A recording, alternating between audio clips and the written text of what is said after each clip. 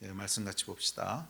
히브리서 2장 1절, 2장 14절 우리 두 구절 같이 봅니다.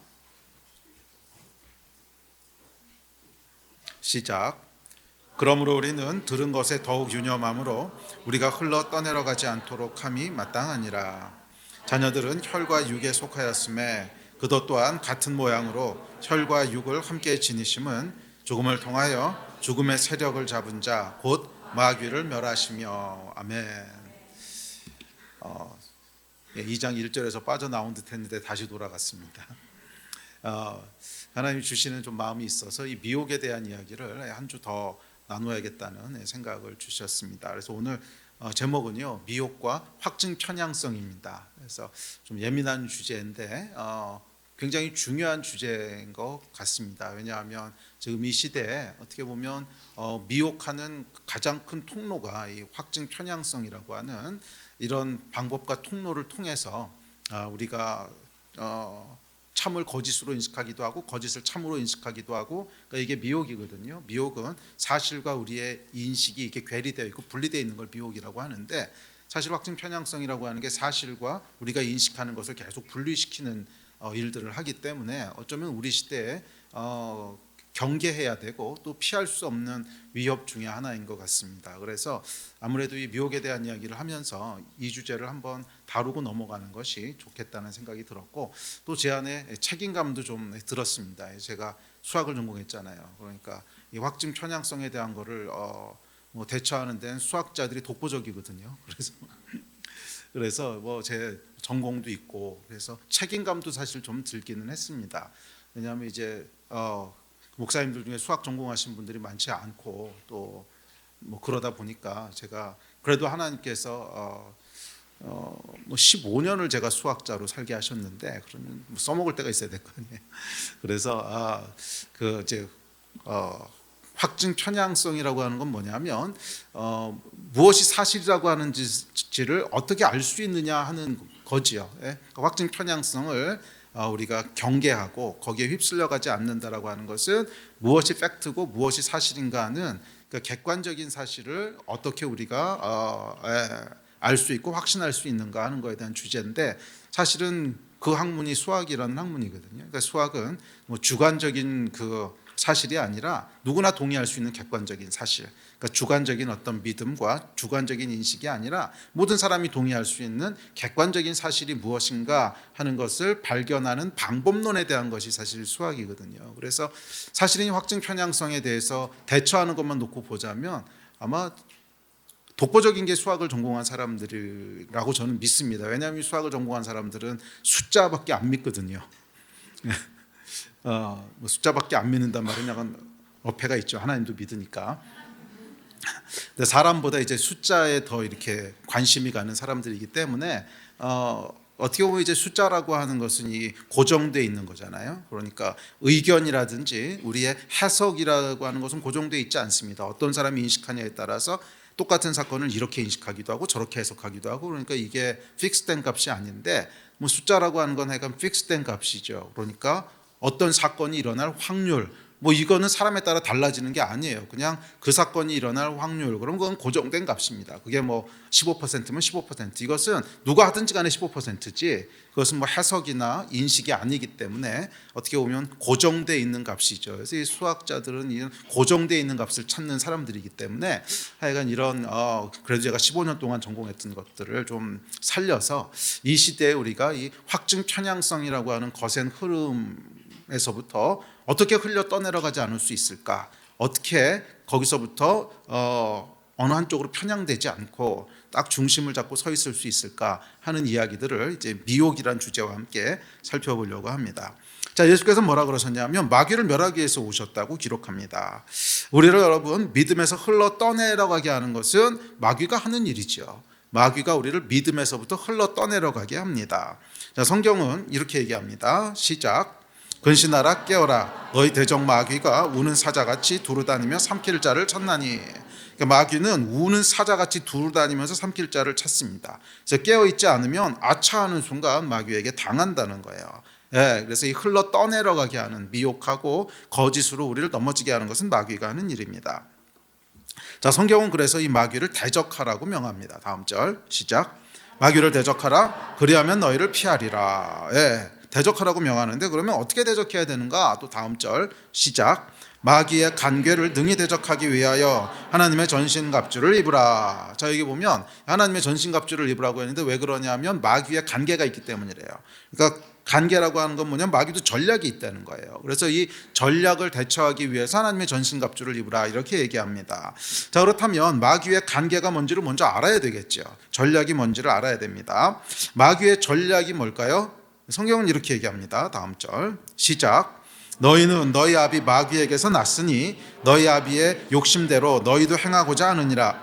그는 처음부터 살인한 자요 진리가 그 속에 없으므로 진리에 서지 못하고 거짓을 말할 때마다 제 것으로 말하나니 이는 그가 거짓말쟁이요 거짓의 아비가 되었습니다. 예, 마귀의 전략이 뭐라는 거예요?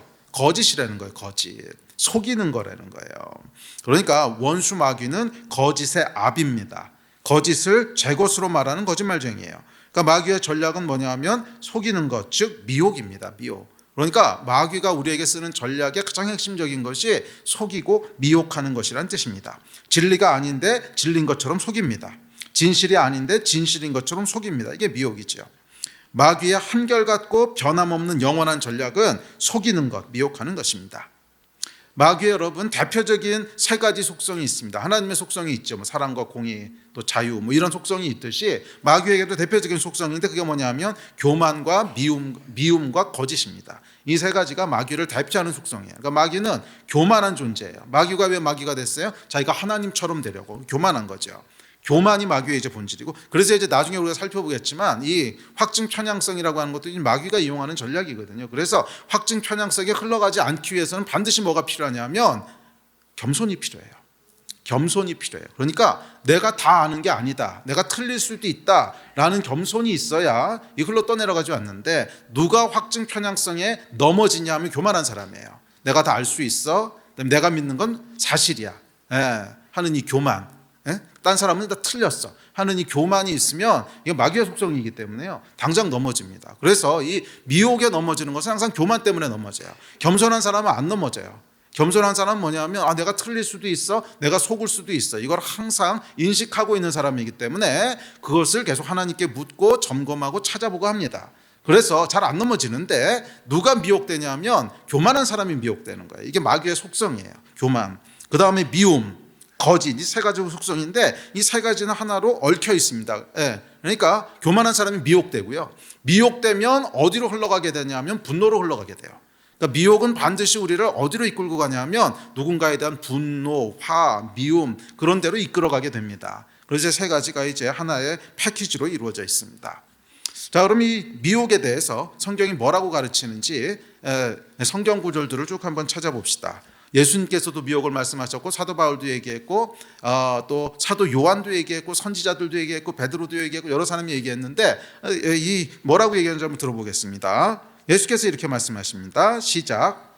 예수께서 대답하여 이르시되 너희가 사람의 미혹을 받지 않도록 주의하라. 많은 사람이 내 이름으로 와서 이르되 나는 그리스도라 하여 많은 사람을 미혹하리라. 아멘. 자, 미혹의 특징은 사람의 미혹, 그러니까 사람의 생각이라는 거예요. 이 얘기는 지난번에도 했죠. 그러니까 인본주의적인 생각들. 그러니까 이게 나쁜 얘기들이 아니에요. 좋은 얘기들인데 성경에 기초한 건 아니에요. 그냥 사람의 생각, 사람이 중심이 된 것들이 이제 미혹합니다.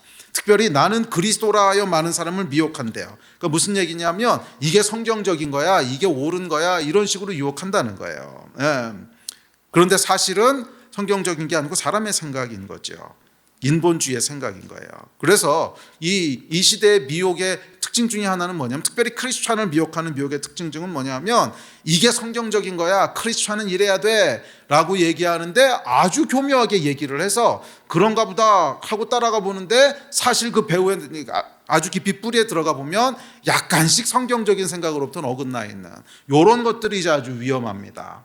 그렇죠, 여러분. 우리한테 거짓말에 살인해, 그런 거야, 여러분. 우리가 왜 넘어지겠어요? 명백한데. 근데 아주 애매하게 미혹한다는 거. 그래서 와서 내가 그리스도라 이렇게 사람들을 미혹한다는 거예요. 이게 성경적인 거야, 이게 크리스찬이 해야 되는 거야, 그렇게 얘기하는데 그럴듯해 보여요. 그래서 깊게 성경에 깊게 뿌리를 내리고 있지 않으면 그런가 보다 하고 그냥 미혹에 흘러 떠내려가요. 근데 사실은 깊게 들어가 보면 약간씩 어긋나 있어요. 약간씩. 예. 그래서 이런 걸 이제 뭐라 그러냐면 half truth라고 하거든요. half truth. 그러니까 이 처음에 마귀가 사단과 그 아담과 하와를 유혹할 때도 완전히 틀린 말을 하지 않았어요. 절반만 틀린 말을 하지.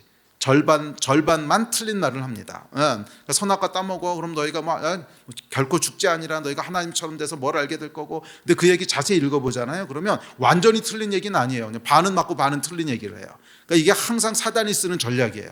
반은 맞고 반은 틀린 얘기를 섞어서 그래서 성경으로부터 멀어지게 만드는. 자, 이건 이런 거라는 거예요.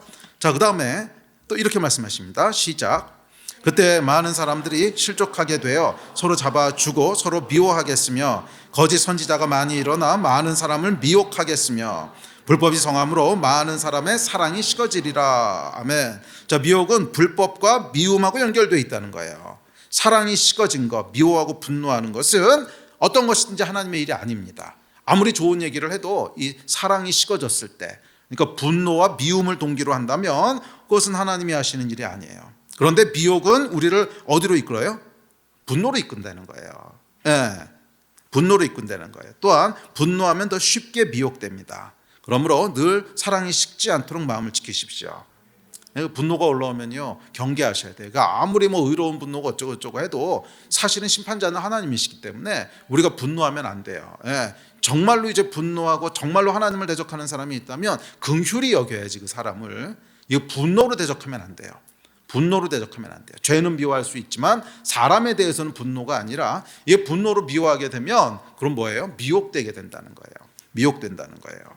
자여간 사랑의 마음을 계속 지키십시오. 그러면 미혹으로부터 지켜줄 것입니다. 또 다음 구절 시작. 그때 사람이 너희에게 말하되 보라 그리스도가 여기 있다 혹은 저기 있다 하여도 믿지 말라. 거짓 그리스도들과 거짓 선지자들이 일어나 큰 표적과 기사를 보여 할 수만 있다면 택하신 자들도 미혹하리라. 미혹은 항상 좋아 보이는 것들이에요. 좋은 말, 그럴듯한 말, 정의로워 보이는 말, 인권, 평화, 정의, 그러니까 그런 것들이 미혹한다는 거예요. 자, 여기에 대한 얘기는 우리 지난번에 문화 막시즘 얘기할 때 했으니까 그냥 넘어가겠습니다. 자, 바울도 미혹에 대해서 몇 가지 권면합니다. 다음 절 시작. 그러나 성령이 밝게 말씀하시기를 후일에 어떤 사람들이 믿음에서 떠나 미혹하는 영과 귀신의 가르침을 따르리라 하였으니. 자, 미혹에 대한 바울의 첫 번째 가르침은 뭐냐면 미혹은 영이라는 거예요. 미혹하는 영. 그러니까 미혹은 영적인 것과 연결되어 있다는 거죠. 미혹의 영이라는 거예요. 자, 그래서 일단 미혹의 영이 역사하잖아요. 그러면 거짓말을 진짜처럼 말합니다. 다음 절 시작. 자기 양심이 화인을 맞아서 외식함으로 거짓말하는 자들이라. 여러분 거짓말을 말이에요. 계속 반복해서 들으면 진짜처럼 들리는 거 알아요? 근데 이게 이제 그 마르크스가 주장하고 가르쳤던 그 전략 중에 하나거든요. 거짓말을 계속 하라는 거예요. 그럼 진짜처럼 들린다는 거예요. 네? 거짓말을 여러분 반복해서 100번만 들으면요 그런가? 그리고 1000번 들으면요 맞아 이렇게 된다는 거예요. 이게 참 무섭습니다. 그래서 이제 확증 편향성이 나오는 거예요. 처음에는 이럴 리가 있어. 그런데 계속 반복해서 그걸 또 보고 하면 어느 순간 그런 거 아니야? 그거 맞아. 이렇게 된다는 거예요. 자여간 그 미혹이라고 하는 게 그렇다는 거예요. 또 베드로가 이렇게 경고합니다. 시작. 그러나 백성 가운데 또한 거짓 선지자들이 일어났었나니 이와 같이 너희 중에도 거짓 선생들이 있으리라. 이로 말미암아 진리의 도가 비방을 받을 것이요. 자, 미혹은 미혹하는 자들에 의해서 진리의 도를 말하는 사람들이 비방을 받게 될 거라고 경고합니다. 진리를 말하는데 그것 때문에 오히려 비방을 받는데요. 그래서 이제 음모론자라고 비방받기도 하고 또 극우라고 비방받기도 하고 또 반대로 극좌라고 비방받기도 하고 하여간 진리를 말하는데 비방받는다는 것입니다. 자, 요한도 미혹에 대해서 경고합니다. 다음 절 시작. 사랑하는 자들아 영을 다 믿지 말고 오직 영들이 분별하라. 많은 거짓 선지자가 세상에 나왔습니다. 큰 이적을 행하되 심지어 사람들 앞에서 불이 하늘로부터 땅에 내려오게 하고 짐승 앞에서 받은 바 이적을 행함으로 땅에 거하는 자들을 미혹하며 땅에 거하는 자들에게 이르기를 칼에 상하였다가 살아난 짐승을 위하여 우상을 만들라 하더라. 자, 요한이 경고하는 핵심은 뭐냐면 첫째, 미혹은 영이라는 거예요. 바울도 이게 얘기했죠. 미혹은 영이라는 것이고, 둘째, 미혹은 정말 진짜같이 보인다는 거예요. 정말 진짜같이 보인다는 거예요. 정의로운 일, 평화로운 일, 화해의 일, 이렇게 보인다는 거예요. 예. 그래서 여러분 성경을 보면 적그리스도가 행하는 일 중 하나가 거짓 평화입니다. 거짓 평화예요. 그러니까 미혹은 평화와 정의를 얘기하는 것 같아 보이고, 그래서 하나님이 하시는 일처럼 보인다는 거예요. 그래서 여러분이 미혹에 대한 것을 분별하실 때는 항상 뿌리로 들어가 봐야 돼요. 겉에 하는 얘기 가지고는 몰라요. 그 뿌리가 어디서부터 나온 건가? 예, 그 얘기를 하는 사상적인 기반이 뭔가? 그 얘기를 하는 사람이 어떤 생각을 갖고 있는 사람인가? 이거를 파서 들어가 봐야지 그냥 겉으로 하는 얘기만 봐가지고 다 좋은 얘기만 한다는 거예요. 그래서 미혹되면 안 됩니다. 우리가 미혹되지 않기 위해선, 그래서 저희가 시대의 도전자들이라는 제목을 가지고 거의 지금 10번째 이렇게 설교하고 있는 건데, 한 10번 가까이 되는 것 같은데, 이 얘기를 이렇게 길게 할 수밖에 없는 이유는 분별해야 되기 때문에 그래요. 겉으로 드러나는 것만 보면 안 되고, 그 얘기를 하는 사람의 그런 사상적인 기반이 뭔가, 도대체 어떤 사상적인 백그라운드에서 이런 말이 나온 건가, 이거를 함께 들여다봐야지 그것이 성경적인 것인지 아닌 것인지를 구분할 수 있죠. 그냥 드러나는 얘기만 보면 다 좋은 얘기하지 틀린 얘기하는 사람이 어디 있겠습니까? 틀린 말에 미혹되는 바보가 어디 있겠어요? 에? 다 좋은 말이니까 미혹이 되는 거거든요. 그래서 미혹되지 않고 정말 성경의 기초 위에 서려면 깊게 보는 훈련을 하셔야 돼요. 예? 깊게 보는 훈련을 하셔야 돼요. 그냥 이렇게 표면적으로 드러난 것만 보고 하시면 안 돼요. 당연히 평화 얘기하고 인권 얘기하고 뭐 평등 얘기하고 다 좋은 얘기 같아 보이잖아요. 그런데 그걸 보시면 안 되고 그 얘기가 어떤 뿌리에서부터 나왔는가. 그래서 그 뿌리에서 나왔다고 하는 건 뭐냐면 그걸 통해서 어떤 방향으로 가고자 하는가, 이런 걸 함께 보셔야 된다는 거예요. 이걸 함께 볼 수 있을 때 우리가 미혹되지 않을 수 있습니다. 또 선지자들의 경고가 있습니다. 시작. 그가 또 언약을 배반하고 악행하는 자를 속임수로 타락시킬 것이나 오직 자기의 하나님을 강하여 용맹을 떨치리라. 이렇게 칠 것은 그들이 내 백성을 유혹하며 평강이 없으나 평강이 있다 함이라. 어떤 사람이 담을 쌓을 때 그들이 화치를 하는도다. 자, 미혹 중에 하나가 평강이 없는데 평강이 있다고 한다는 거예요. 이게 미혹이라는 거예요. 자, 예를 들어서 우리가 북한 정권과의 평화를 얘기한다. 이게 좋은 얘기처럼 들리지만 과연 지금 북한 정권, 김정은 정권과 평화가 가능한 평화인가? 예.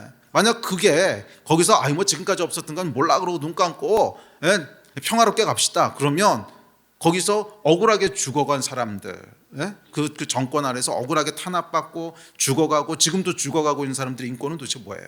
그러니까 이런 걸 종합적으로 봐야 되는데, 그렇지 않고 그냥 겉으로 드러난 것만 보면 싸우는 것보다 평화가 낫지 이렇게 생각한다면, 그러면 밑에 있는 것들은 안 보는 거죠. 그래서 평화로울 수 없는데 평화를 얘기한다는 거예요. 이미 피를 그만큼 뿌렸고 지금도 계속 뿌리고 있고 앞으로도 계속 뿌릴 건데, 그거를 그냥 몰라 그건 모르겠고 그냥 평화가 없는데 평화를 얘기하는 거죠. 평화가 있을 수 없는 구조인데 거기에 평화를 얘기한단 말이에요.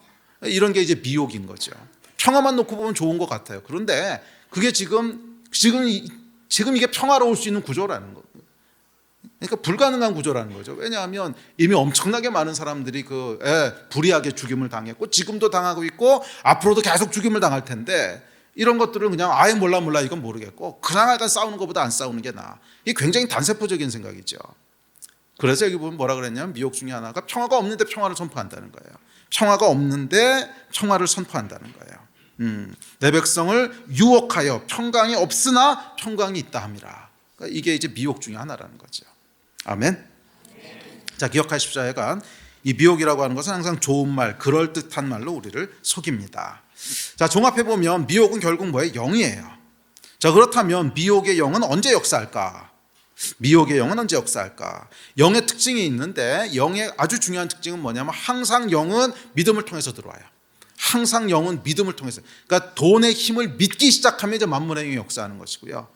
네, 이 미혹도 마찬가지. 그걸로 정말로 믿으면 그 영이 역사해요. 그러니까 영은요, 믿는 거예요. 네, 믿으면 그게 영이 돼요. 영이 된다는 표현은 조금 애매한데 믿으면 그게 영이 돼요. 이 표현이 애매하다 그러면서 그래도 이 표현이 가장 좋은 표현인 것 같은데, 믿으면 영이 돼요.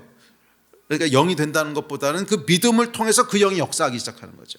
그러니까 진짜로 믿으면 이제 미혹의 영이 역사하기 시작합니다. 처음에는요 그냥 속는 거예요. 뭐 영이 아니라 속는 거예요. 그런데 그것을 반복해서 어떤 사실을 듣다 보니까 진짜로 믿기 시작해요. 진짜로 믿기 시작해요. 이거 사실인 것 같은데, 아니면 이게 진짜 좋은 건데, 그러면 이제 그 영이 역사하기 시작합니다. 그러니까 미혹의 영은 항상 믿음을 통해서 역사해요.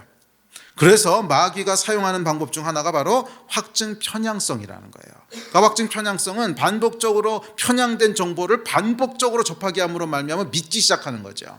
그러면 믿으면 그 다음에 뭐가 역사하는 거예요? 믿음의 영이 역사하기 시작하는 거예요. 자, 그래서 이 확증 편향성, 그러니까 특정 사실을 진실 여부와 상관없이 반복적으로 편향되게 정보를 주게 함으로 믿게 합니다. 그래서 여러분, 미혹과 관련되어서 가장 경계해야 될 것 중에 하나가 확증 편향성입니다. 그러니까 이 시대에 마귀가 우리를 미혹하는 아주 큰 방법 중에 하나, 아마 가장 큰 방법 중에 하나가 확증 편향성이라고 하는 방법이 아닐까, 그렇게 생각이 듭니다. 그러니까 특별히 뭐 유튜브나 SNS의 알고리즘이 발달하면서요, 내가 관심을 가지는 종류의 소식만 골라서 보여주게 됩니다. 그렇죠. 여러분도 유튜브 이렇게 들어가다 보면 한두 번 이제 제 설교를 클릭하시잖아요. 그럼 그 다음에 알고리즘이 제 설교뿐만 아니라 모든 목사님들 설교를 막 올립니다. 그럼 사람들이 뭐라고 생각하냐면, 유튜브는 설교만 올라오는 건가 봐, 이렇게. 여러분은 그렇게 생각 안 했는데 나이 드신 분들은 그렇게 생각하세요. 하여간 그렇다는 거예요.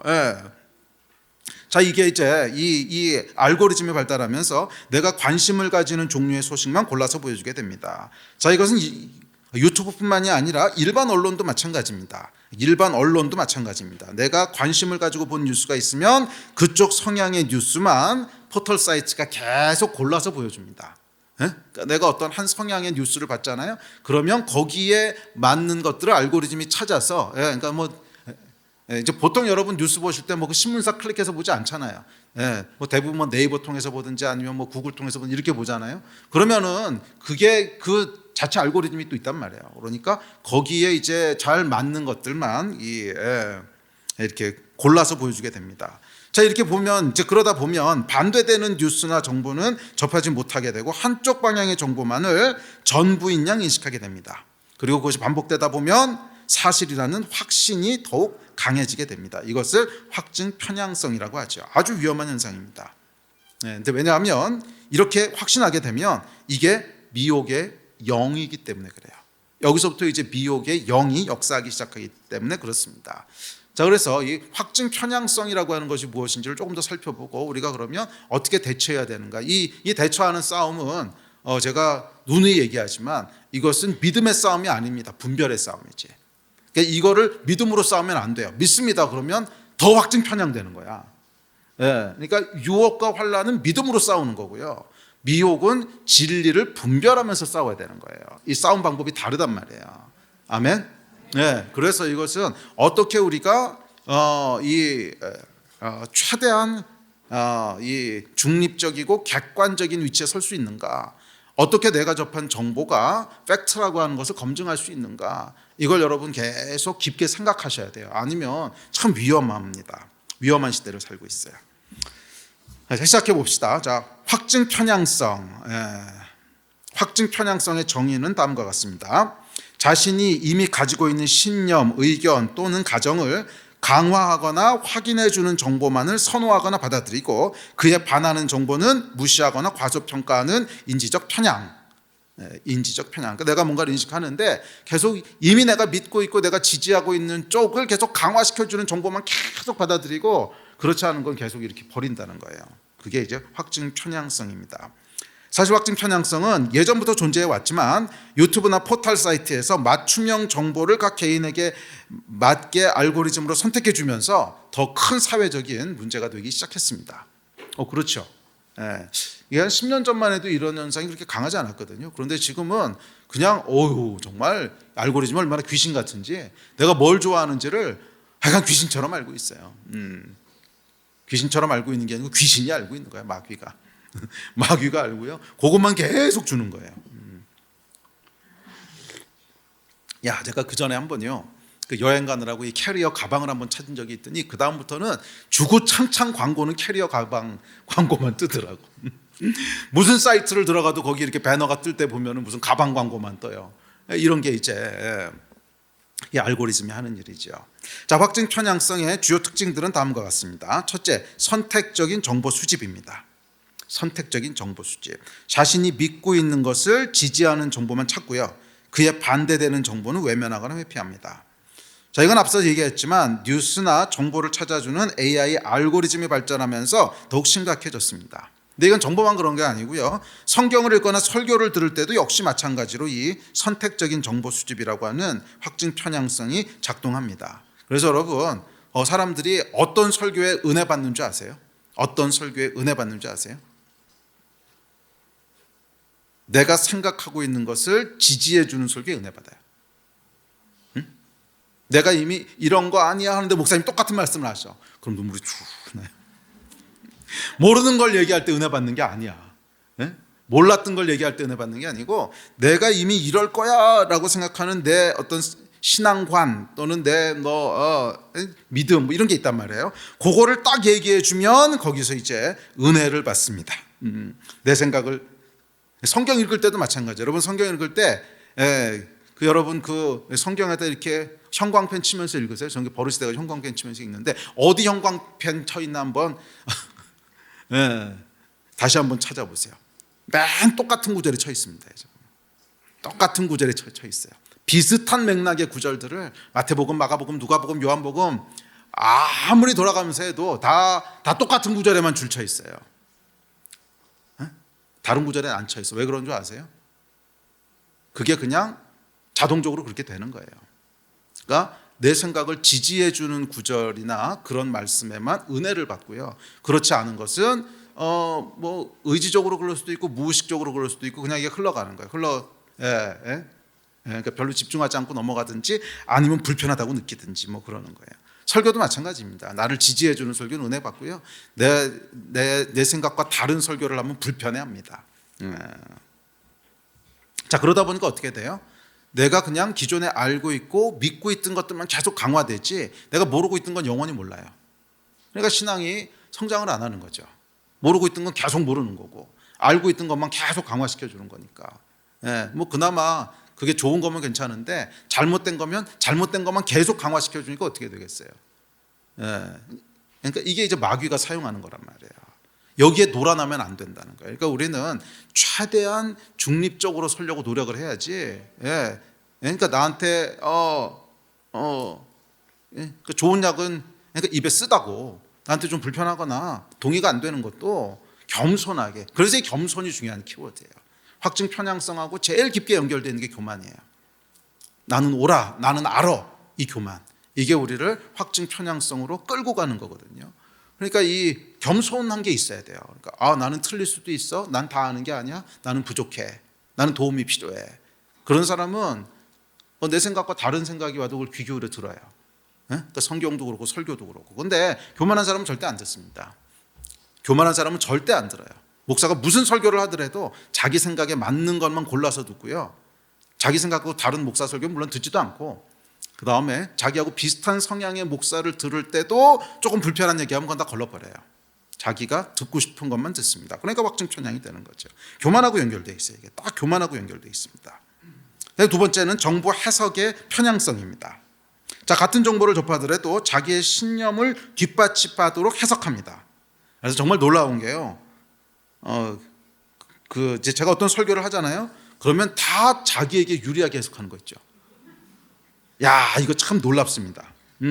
다 자기에게 유리한 방식으로 해석하고 적용합니다. 똑같은 설교를 했는데 두 사람이 막 싸우고 있었는데 어느 날 제 설교를 들었어요. 그리고 쌀모으면서 봐, 목사님이 그거 맞다 그랬잖아. 그럼 이 사람은 무슨 소리야, 목사님 내가 맞다 그랬는데. 와, 나중에 들어보면요, 내가 그런 설교를 했어요? 뭐 이런 얘기가 이제 나오죠. 사람들이 어떤 정보를 해석할 때도 다 자기를 지지해 주는 방향으로 해석을 합니다. 그건 뭐 인간의 죄성이에요. 그냥 자동적으로 그렇게 돼요. 그러니까 이런 사실을 인지하고 있어야 돼요. 우리가 이런 존재라고 하는 거. 근데 교만한 자는 이걸 인지하지 않아요. 그냥 자기가 잘 다 알고 있고 또 올바르게 인식하고 있다고 생각을 하기 때문에 확증 편향에 넘어지는 거예요. 그래서 확증 편향성과 싸우는 제일 강력한 무기는 뭐냐면 겸손이에요. 제일 강력한 무기는 겸손이에요. 그래야 듣기 때문에 그래요. 자, 하여간 그다음에 세 번째 뭐냐면 기억의 편향입니다. 과거의 경험이나 정보를 기억할 때 이 기억 자체를 편향되게 바꿔버려요. 기억 자체를 왜곡시킵니다. 그래서 자신의 신념에 부합되는 것만 기억하고 그렇지 않은 것은 잊어버리거나 왜곡해서 기억합니다. 자, 이것이 이제 확증 편향성의 특징들이에요. 자, 확증 편향성의 예를 몇 가지 살펴보죠. 첫째는 정치적인 확증 편향이 있습니다. 이게 아마 우리나라에서는 지금 가장 많이 이 확증 편향되는 영역일 거예요. 정치적인 확증 편향이 있는데 뭐 여러분이 잘 아시는 겁니다. 그러니까 자신이 지지하는 정당이나 정치인을 긍정적으로 묘사하는 뉴스만 소비하고 반대 의견을 무시하거나 잘못된 정보라고 간주합니다. 현재 대한민국에서 확증 편향성이 가장 많이 나타나는 영역은 아마 정치 영역이라고 할 수 있을 것입니다. 그러니까 진보적 정치 성향이 있는 사람은 진보 매체만 보고요, 보수적 정치 성향이 있는 사람은 보수 매체만 봅니다. 그래서 그 결과 자신의 생각을 더 강화시킵니다. 자, 심각한 문제가 되는 것은 이 확증 편향된 정보와 확신을 기초로 상대 진영을 공격한다는 거예요. 상대 진영을 공격한다는 거예요. 뭐 음모론자라고 또라이라기도 하고 뭐 마귀새끼라 그러기도 하고 뭐 이런다는 거예요. 그렇게 몰아간다는 거예요. 이게 이제 문제입니다. 자, 두 번째 예는 어떤 게 있냐면 건강 정보에 있어서도 확증 편향성이 나타나곤 합니다. 그러니까 어떤 특정 다이어트가 효과적이다 그렇게 믿으면요, 그 다이어트 방법을 지지하는 연구나 사례만 찾아보고 반대되는 과학적 증거는 무시해요. 그러니까 이런 것도 이제 확증 편향이죠. 이런 거 많이 보시죠, 여러분. 그러니까 뭐 예를 들면 뭐 비타민 D가 좋다. 그러면 이제 그 좋다는 정보만 다 찾아봐요. 그런데 사실 부작용도 있거든. 그럼 부작용에 대한 건 안 찾아봐요. 또 오메가3가 좋다 그러면 오메가3 좋다는 것만 막 찾아보고 이게 계속 바뀌죠. 근데 요즘은 뭐예요? 핫한 게? 있던데 뭐 핫한 거 제가 들었는데 비타민 뭐였더라? 하여간 그게 요즘 핫한데 그것도 이제 그게 이제 좋다는 소식만 계속 이렇게 찾아보지 거기서 부작용이 있거나 뭐 반대되는 것들은 이제 무시하게 되는 뭐 이런 것도 이제 확증 편향입니다. 그런데 세 번째 나타나는 예가 뭐냐면 신앙생활에도 나타납니다. 아까 얘기했던 자기의 신앙에 부합되는 성경 구절만 강조하고 그런 설교만 듣고 또 설교에서도 그런 것만 뽑아서 인식하고 그 나머지는 다 그냥 스킵 이렇게 지나가 버리는 거. 그러다 보니까 신앙적으로 확증 편향되게 되죠. 이런 것들이 이제 확증 편향의 예입니다. 자, 그렇다면 이런 확증 편향성의 원인은 뭘까요? 자, 심리학자들은 확증 편향되는 원인들을 이렇게 얘기합니다. 첫 번째는 인지 부조화를 감소하기 위한 심리적인 방어 기제래요. 그러니까 무슨 얘기냐면 자신이 가진 신념과 반대되는 또는 모순되는 정보를 접하면 심리적으로 불편함을 느낀다는 거예요. 이 불편함을 이제 인지 부조화라고 하는데, 그러니까 내가 기존에 인식하고 확신하고 있던 것과 조화를 이루지 못하는 정보가 들어온 거예요. 충돌하는 정보가 일어났어. 그러니까 나는 분명히 이렇다고 생각하고 있는데 그것과 전혀 반대되는 정보가 들어서 그게 아니래. 그럼 어떻게 돼요? 이제 인지 부조화가 일어나는 거죠. 뭐지? 그럼 내가 틀렸다는 거야? 둘 중 하나는 거짓말인데 뭐가 거짓말이지? 이런 이제 인지 부조화가 일어나는 거죠. 그러면 이게 불편합니다. 그래서 이것을 회피하기 위한 방어 기제라는 거예요. 그래서 자신의 신념에 맞는 정보만 계속 선택해서 본다는 거예요. 이런 불편함을 피하기 위해서. 두 번째는 확실성의 추구입니다. 확실성의 추구라고 하는 건 뭐냐면 사람에게는 항상 자기가 옳다라고 믿고 싶어하는 본능이 있다는 거예요. 내가 옳아라고 하는 것을 믿고 싶은 본능이 있습니다. 이게 이제 선악과를 따먹은 죄의 본질이죠. 죄의 본질은 뭐냐면 자기중심성이에요. 내가 항상 옳아. 그러니까 선악과를 따먹었다고 하는 건 이제 선과 악을 내가 결정하겠다는 거거든요. 원래 선과 악은 하나님이 결정하시는 건데 선과 악을 내가 결정하겠다는 건데 사람이 결정하는 선과 악의 기준은요 생각보다 굉장히 컨시스턴트합니다. 굉장히 일관돼요. 이 기준이 뭔지 아세요? 나에게 유리한 건 선이고 나에게 불리한 건 악이에요. 항상 그렇게 정해요. 이게 이제 죄의 본질이에요. 그러니까 죄의 본질은 나를 지지해주고 나에게 유익이 되는 것은 선이야. 그리고 나에게 불리한 건 악이야. 항상 그 기준을 가지고 봅니다. 항상 그게, 그러니까 이게 이제 자기중심성인데, 이 자기중심성으로 인해서 자신을 정당화시켜주는 정보만을 계속 선택하는 거예요. 자신을 정당화시켜주는 정보만 계속 선택하고 또 그렇게 해석하고, 반대로 자신이 틀렸다고 말하는 정보는 자동적으로 무시합니다. 그러니까 이건 이제 죄성에 기인하기 때문에 진짜 회개가 따라와야 돼요. 회개가 따라와야 되고, 예. 그래서 아까도 얘기했지만 겸손이 열쇠라는 거예요. 내가 틀릴 수 있어. 응? 나는 죄인이야. 이게 전제가 되어 있지 않으면 계속 이게 강화되는 거예요. 날은 오라. 네? 네? 그러니까 내가 말하는 게 맞아. 제가 틀렸어. 항상 이 생각을 가지고 있잖아요. 그럼 이게 이제 죄성이기 때문에 이것은 계속 확증 편향성을 일으킵니다. 계속 확증 편향성을 일으켜요. 이건 근데 제가 분석한 게 아니고 심리학자들이 분석해 놓은 거예요. 근데 제가 거기에다가 이제 심리학자들이 보지 못하는 영적인 해석을 집어넣는 건데, 하여간 그러니까 심리학자들은 뭐라 그러냐면 인간은 항상 자기가 옳다는 지지를 받고 싶어 하기 때문에 항상 그런 정보만 찾아본다는 거예요. 그다음에 세 번째는 정보의 홍수로 인한 원인이 있습니다. 정보가 워낙 많다 보니까 이제 그 중에 뭔가 효율적으로 선택해야 되잖아요. 그러다 보니까 자기에게 익숙하거나 유리한 정보만 계속 찾게 된다는 거예요. 근데 이것도 정말 그렇습니다. 우리가 어떤 정보나 이제 인터넷 같은 거 서치하다 보면 내가 그래도 익숙하고 읽기 쉬운 정보에 먼저 눈이 가지요. 이렇게 전혀 새로운 분야에는 잘 눈이 안 가요. 왜냐하면 힘들거든. 근데 젊은 사람은 모르겠지만 이제 나이가 조금씩 들어가면요, 전혀 모르는 분야의 어떤 정보를 보려고 그러면 일단 스트레스야. 저걸 또 이해해야 되고 파악해야 되고, 그러니까 안 보게 되는 거죠. 그리고 내가 익숙한 거, 쉽게 볼 수 있는 거, 이제 이런 것만 찾아서 보게 됩니다. 그렇지 않으세요? 여러분 좀 오래되긴 했지만 이제 그레고리 페럴만이라고 하는 수학자가요, 포안카레 컨젝처라는 걸 증명했거든요. 이거는 정말 세계적인 사건이었습니다. 근데 그 논문 찾아보셨어요? 아무도 찾아본 사람이 없지. 왜냐하면 그걸 찾아서 이해하려면 머리가 엄청 아프거든. 그러니까 당연히 안 찾아보죠. 근데 저는 당연히 찾아봅니다. 왜냐하면 제가 전공했던 거거든. 그러니까 이게 사람은 자기한테 익숙한 정보만 찾아보게 돼 있지 익숙하지 않은 걸 찾아보는 건 스트레스라는 거예요. 그러다 보니까 확증 편향이 되게 됩니다. 네 번째는 심리학자들이 얘기하는 건 아니고요. 자, 여기까지가 이제 세상 심리학자들이 얘기하는 원인이고, 여기에 더해서 영적인 원인이 있습니다. 그건 뭐예요? 미혹의 영이 있다는 거예요. 미혹의 영이 있다는 거예요. 미혹의 영이 그것을 더욱 강화시킵니다. 확증 편향성에는요, 확실히 영적인 게 있어요. 확증 편향성에는 확실히 영적인 게 있어요. 이게 처음에는 뭐 이 알고리즘이나 심리적인 원인에서 시작되는데, 이 편향적인 확신이 어느 선을 넘어가잖아요. 그럼 정말 영이 돼요. 정말 영이 돼요. 영은 믿음을 통해 역사한다고 했죠. 진짜로 그것을 믿기 시작하면 이제 미혹의 영이 역사하기 시작합니다. 그리고 이 영이 한번 역사하잖아요. 그러면 그 다음부터 논리적인 대화는 의미가 없어집니다. 이게 진짜 무서워요. 논리적인 대화는 의미가 없어져요. 그냥 코앞에다가 봐, 이거예요. 이거 누구도 부인할 수 없는 증거를 갖다 줘도 안 믿어요. 이건 이제 뭐예요? 영이에요, 영. 그 다음부터는 영이에요. 그 전까지는 뭐 그냥 확증 편향이라고 하는 증상일 수 있는데, 아니 바로 코앞에다가 갖다 줬어. 응? 이게 시계예요. 그러면 음모론이야 이런단 말이에요. 여러분, 제가 진짜 경험했던 게, 물론 시계는 아니지만, 제가 굉장히 충격을 받았던 사건이 있었어요. 그러니까 진짜 이 수준의 얘기였어요. 이거 시계잖아요. 그랬더니 에이 음모론이에요 이러더라고. 그러니까 이건 이제 뭐예요? 영이죠, 영. 그러니까 뭐를 갖다 줘도 그 다음부터는 대화가 안 되는 거예요. 그냥 잡힌 거예요. 미혹의 영에 잡힌 거예요. 그래서 여러분, 이게 정말 무섭습니다. 그러니까 그 전에 여러분 빠져나오셔야 돼요.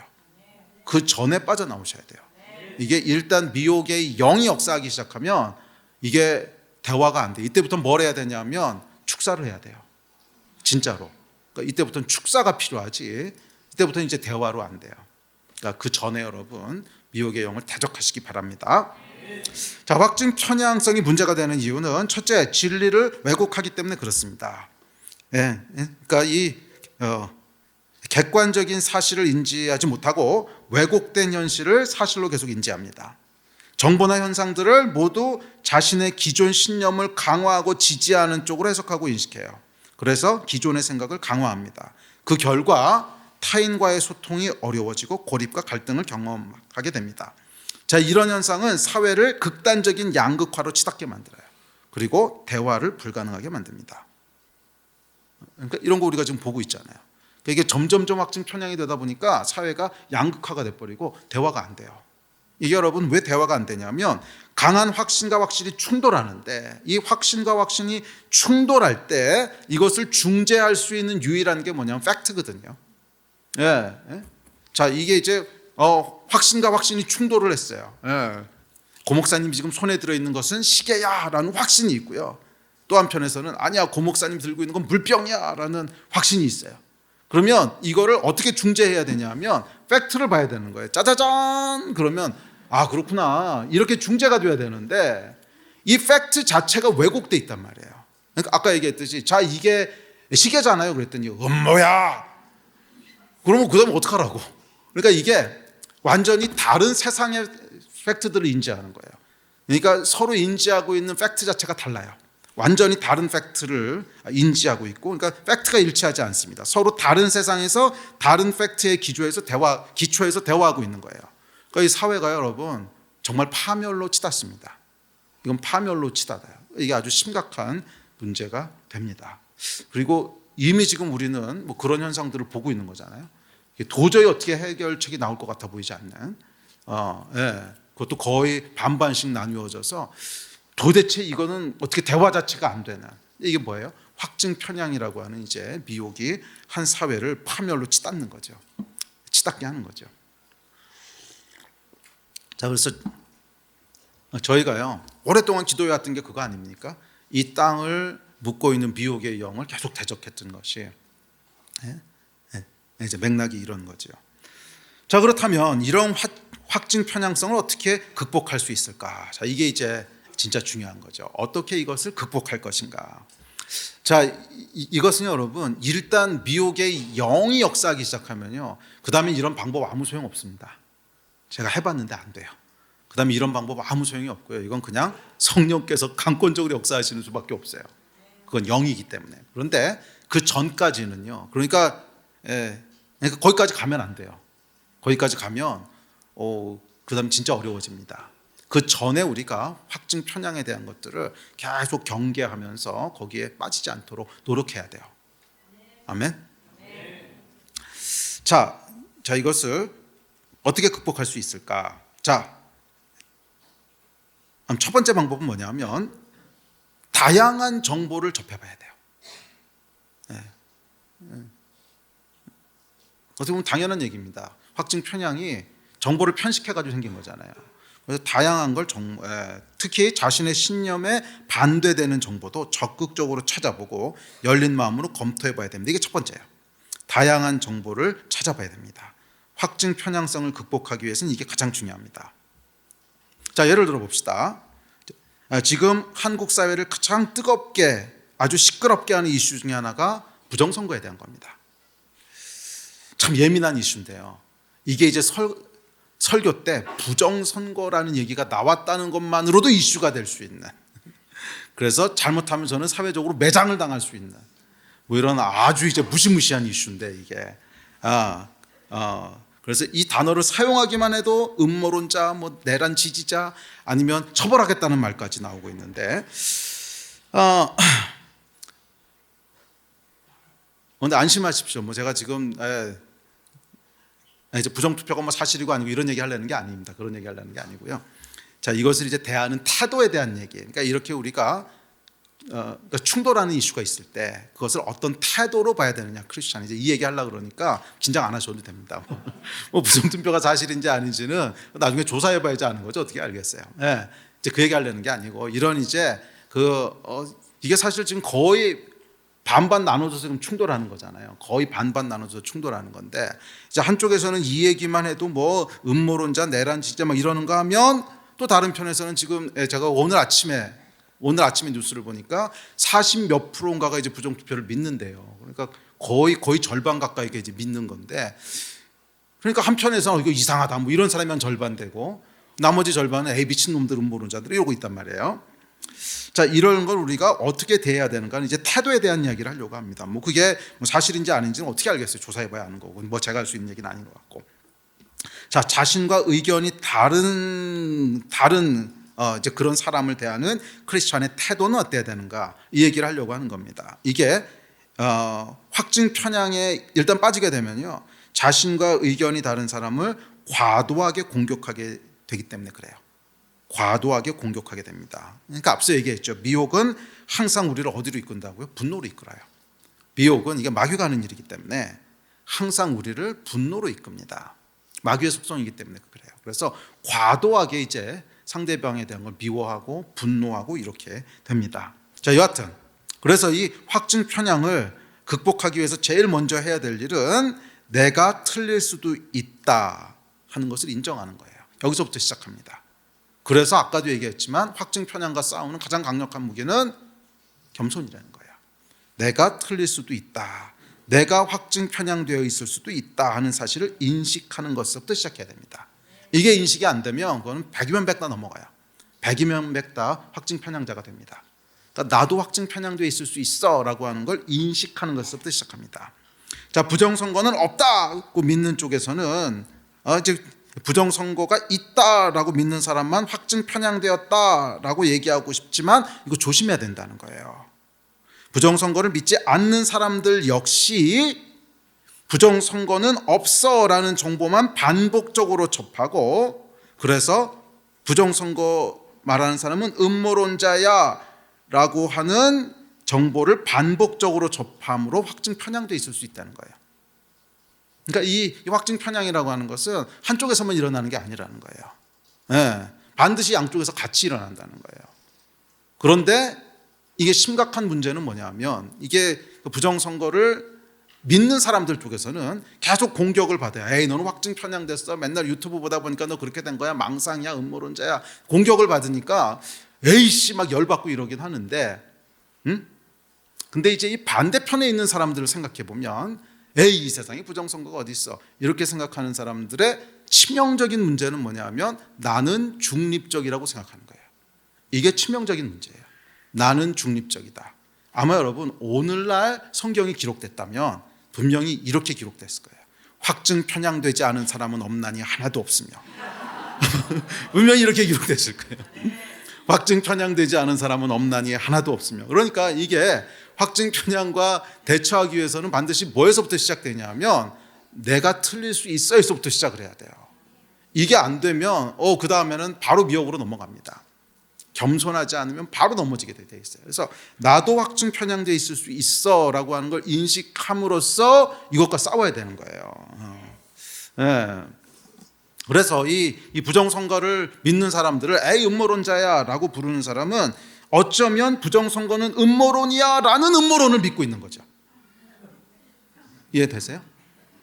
그러니까 이쪽 사람들은 부정선거라는 음모론을 믿는 걸 수 있는데, 반대편 사람은 뭐냐면 부정선거를 믿는 건 음모론자야 라는 음모론을 믿고 있는 거예요. 그러니까 이게 둘 다 이게 확증 편향되어 있을 수 있다는 거죠. 자신이 믿고 있는 것은 절대로 음모론이 아니야 라는 또 다른 종류의 음모론을 믿고 있는 음모론자인 거예요. 네, 그래요 여러분, 확증 편향자의 가장 큰 문제는 자기는 확증 편향이 아니라고 믿는 것입니다. 그리고 내 의견과 다른 저 사람들만 확증 편향되어 있어 이렇게 믿는 거예요. 아니, 그렇지 않습니다. 양쪽 모두 그럴 수 있는 위험성이 굉장히 크다는 사실을 인식할 때만 우리는 확증 편향으로부터 치유될 수 있습니다. 이건 정말 질병이에요. 치유가 필요해요. 치유가 필요해요. 자, 그렇게 여러분 양쪽 모두 열린 마음으로 다양한 관점과 사실들을 알아봐야 됩니다. 다양한 관점들과 사실을 상대방의 입장에서 알아봐야 돼요. 자, 그런데 특별히 이 부정선거라는 이슈 같은 경우에는 이 얘기를 자꾸 해서 미안한데, 제가 뭐 사실이냐 아니냐 그 얘기하는 건 아니에요. 괜히 저한테 나중에 고 목사님이 부정선거라 그랬다 이런 얘기 하지 마세요.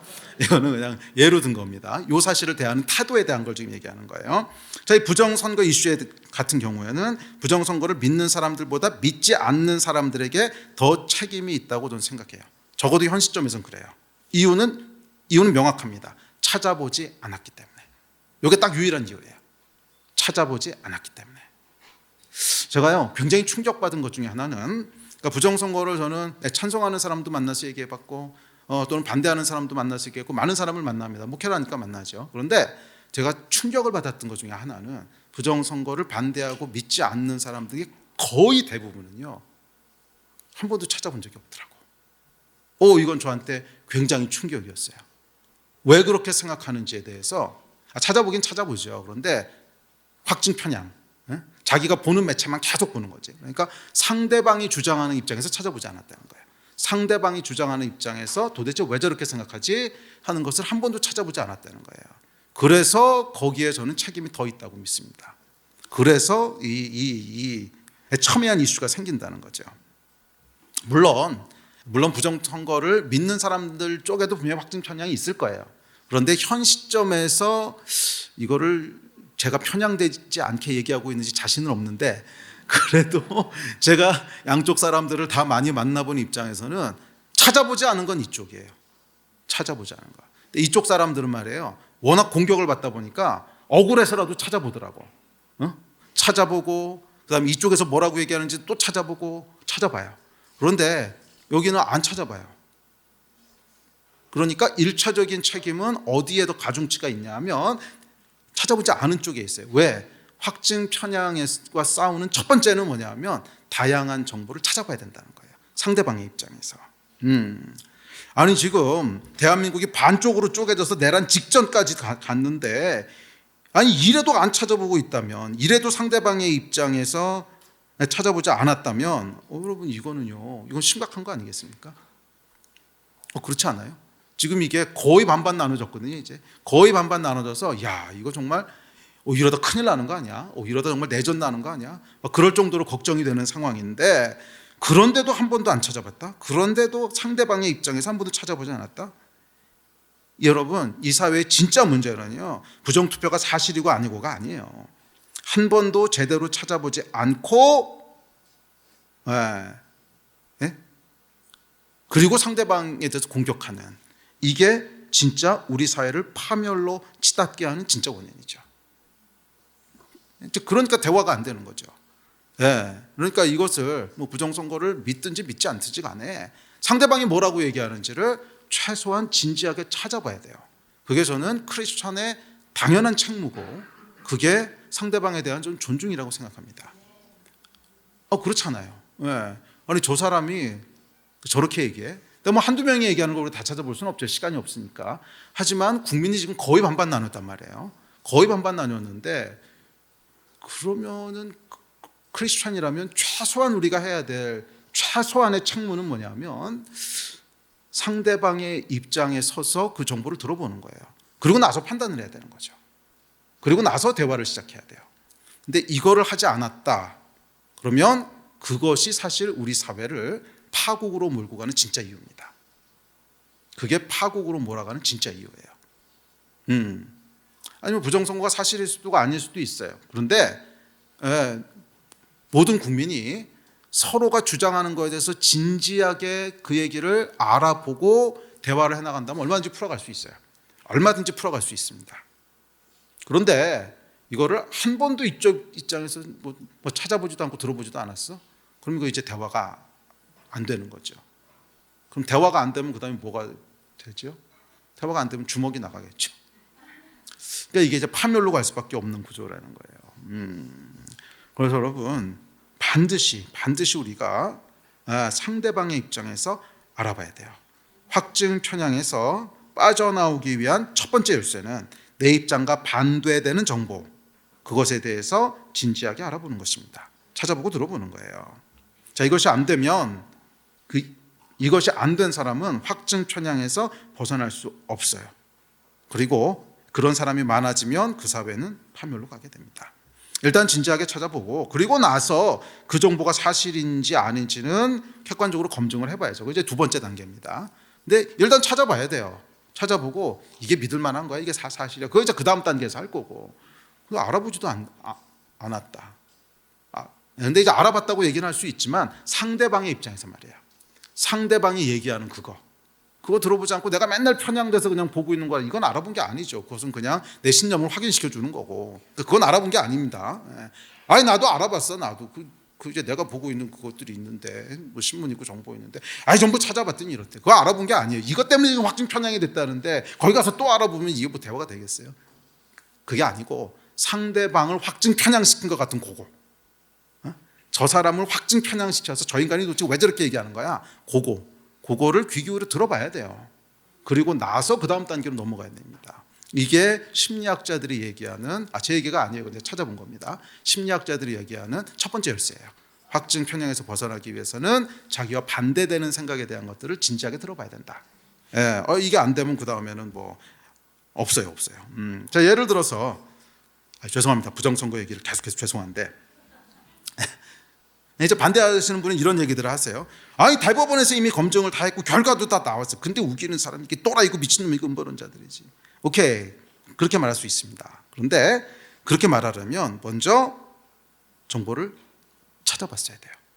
정확하게 대법원에서 뭐라고 했는지,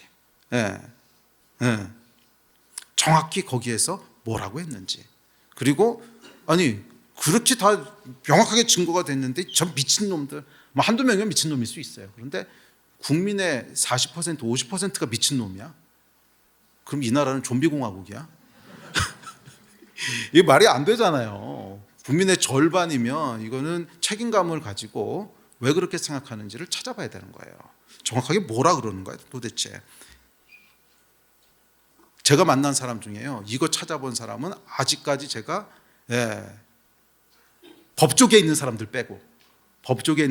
빼고는요 아직까지 못 봤어요. 정확하게 그 판결에서 뭐라 그랬는지를 뒤져본 사람은. 근데 보기가 어렵긴 합니다. 이게 법조문이니까. 자, 어쨌든 간에 그거를 찾아보고 그 다음에 얘기를 해야 되는 거예요.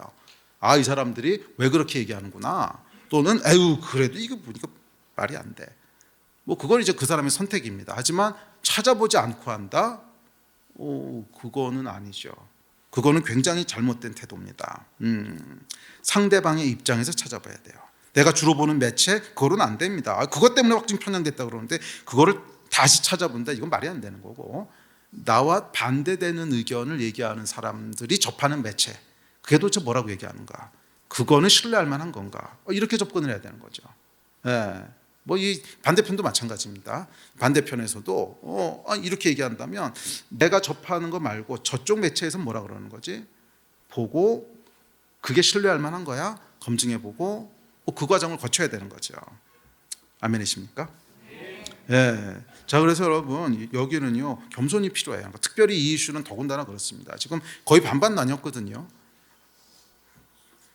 반반 나뉘었는데 음모론자 미친놈 또라이, 국민 50%가 또라이면 어떻게 되는 거예요?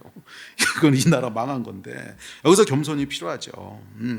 아니 국민의 50%가 다 나보다 머저리 병신 쪼다만 있겠습니까? 그 50% 중에는 배운 사람들, 똑똑한 사람들, 뭐 대학 교수, 박사, 석학 다 있는데 뭔가 생각이 있으니까 그럴 거 아니에요. 그러면 이제 겸손해져야 되는 거예요. 근데 여기서 이제 교만이 작동해서 저놈들은 다 이상한 놈들이야, 이건 이제 교만이죠. 이건 교만입니다. 이건 명백하게 교만입니다. 그렇게 접근하면 안 돼요. 안 되고, 내가 틀릴 수도 있어. 겸손. 그 상태에서 나는 이게 맞다고 생각을 하지만 그럼 내가 틀릴 수도 있어. 근데 왜 저렇게 생각을 하지? 아니 저 인간들도 보면 충분히 배울 만큼 배우고 똑똑한 사람들인데 왜 저러지?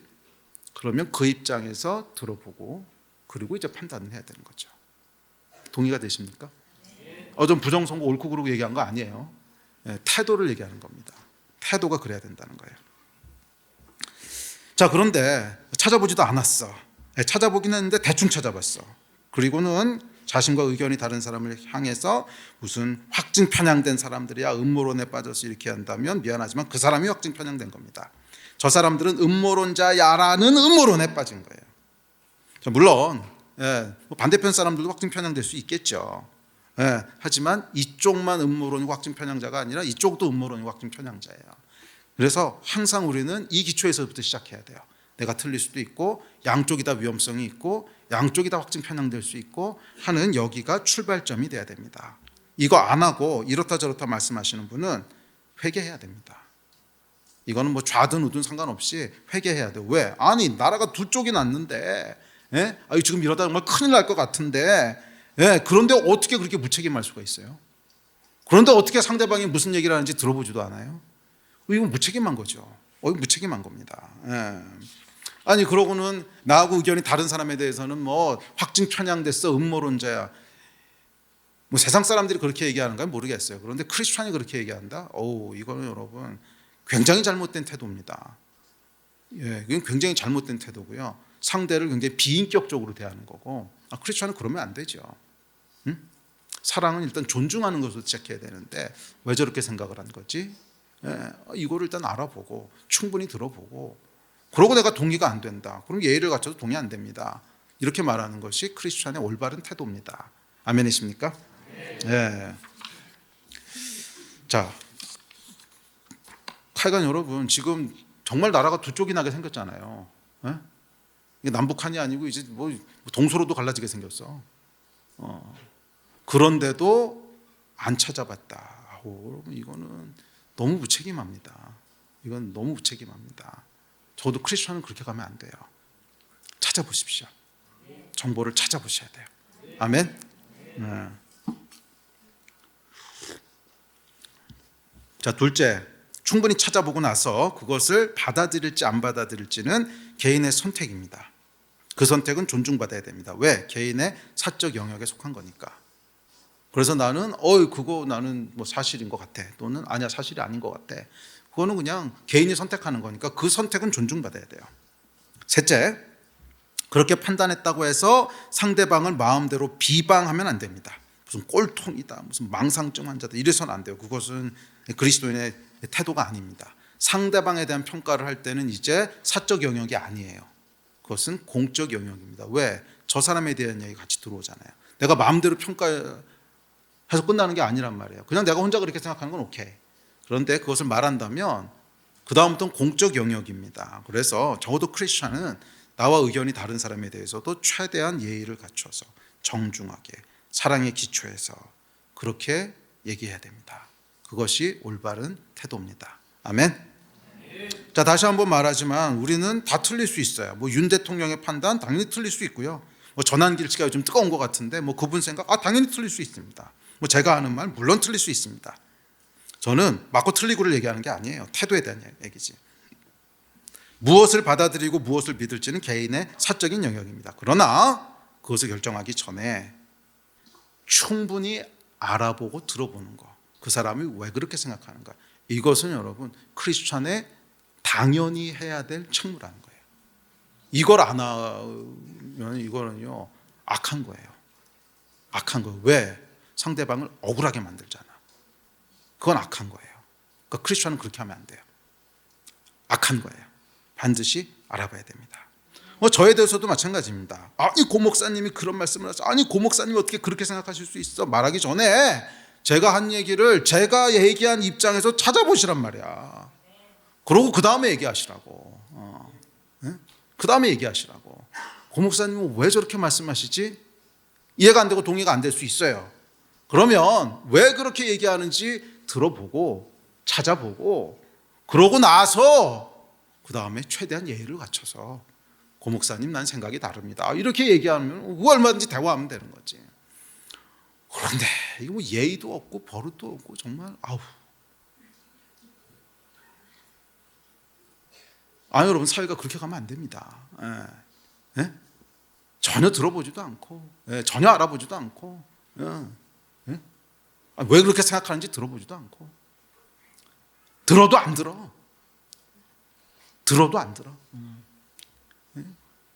예를 들면 제가 그렇게 생각하는 이유들 다 얘기한 게 있거든요.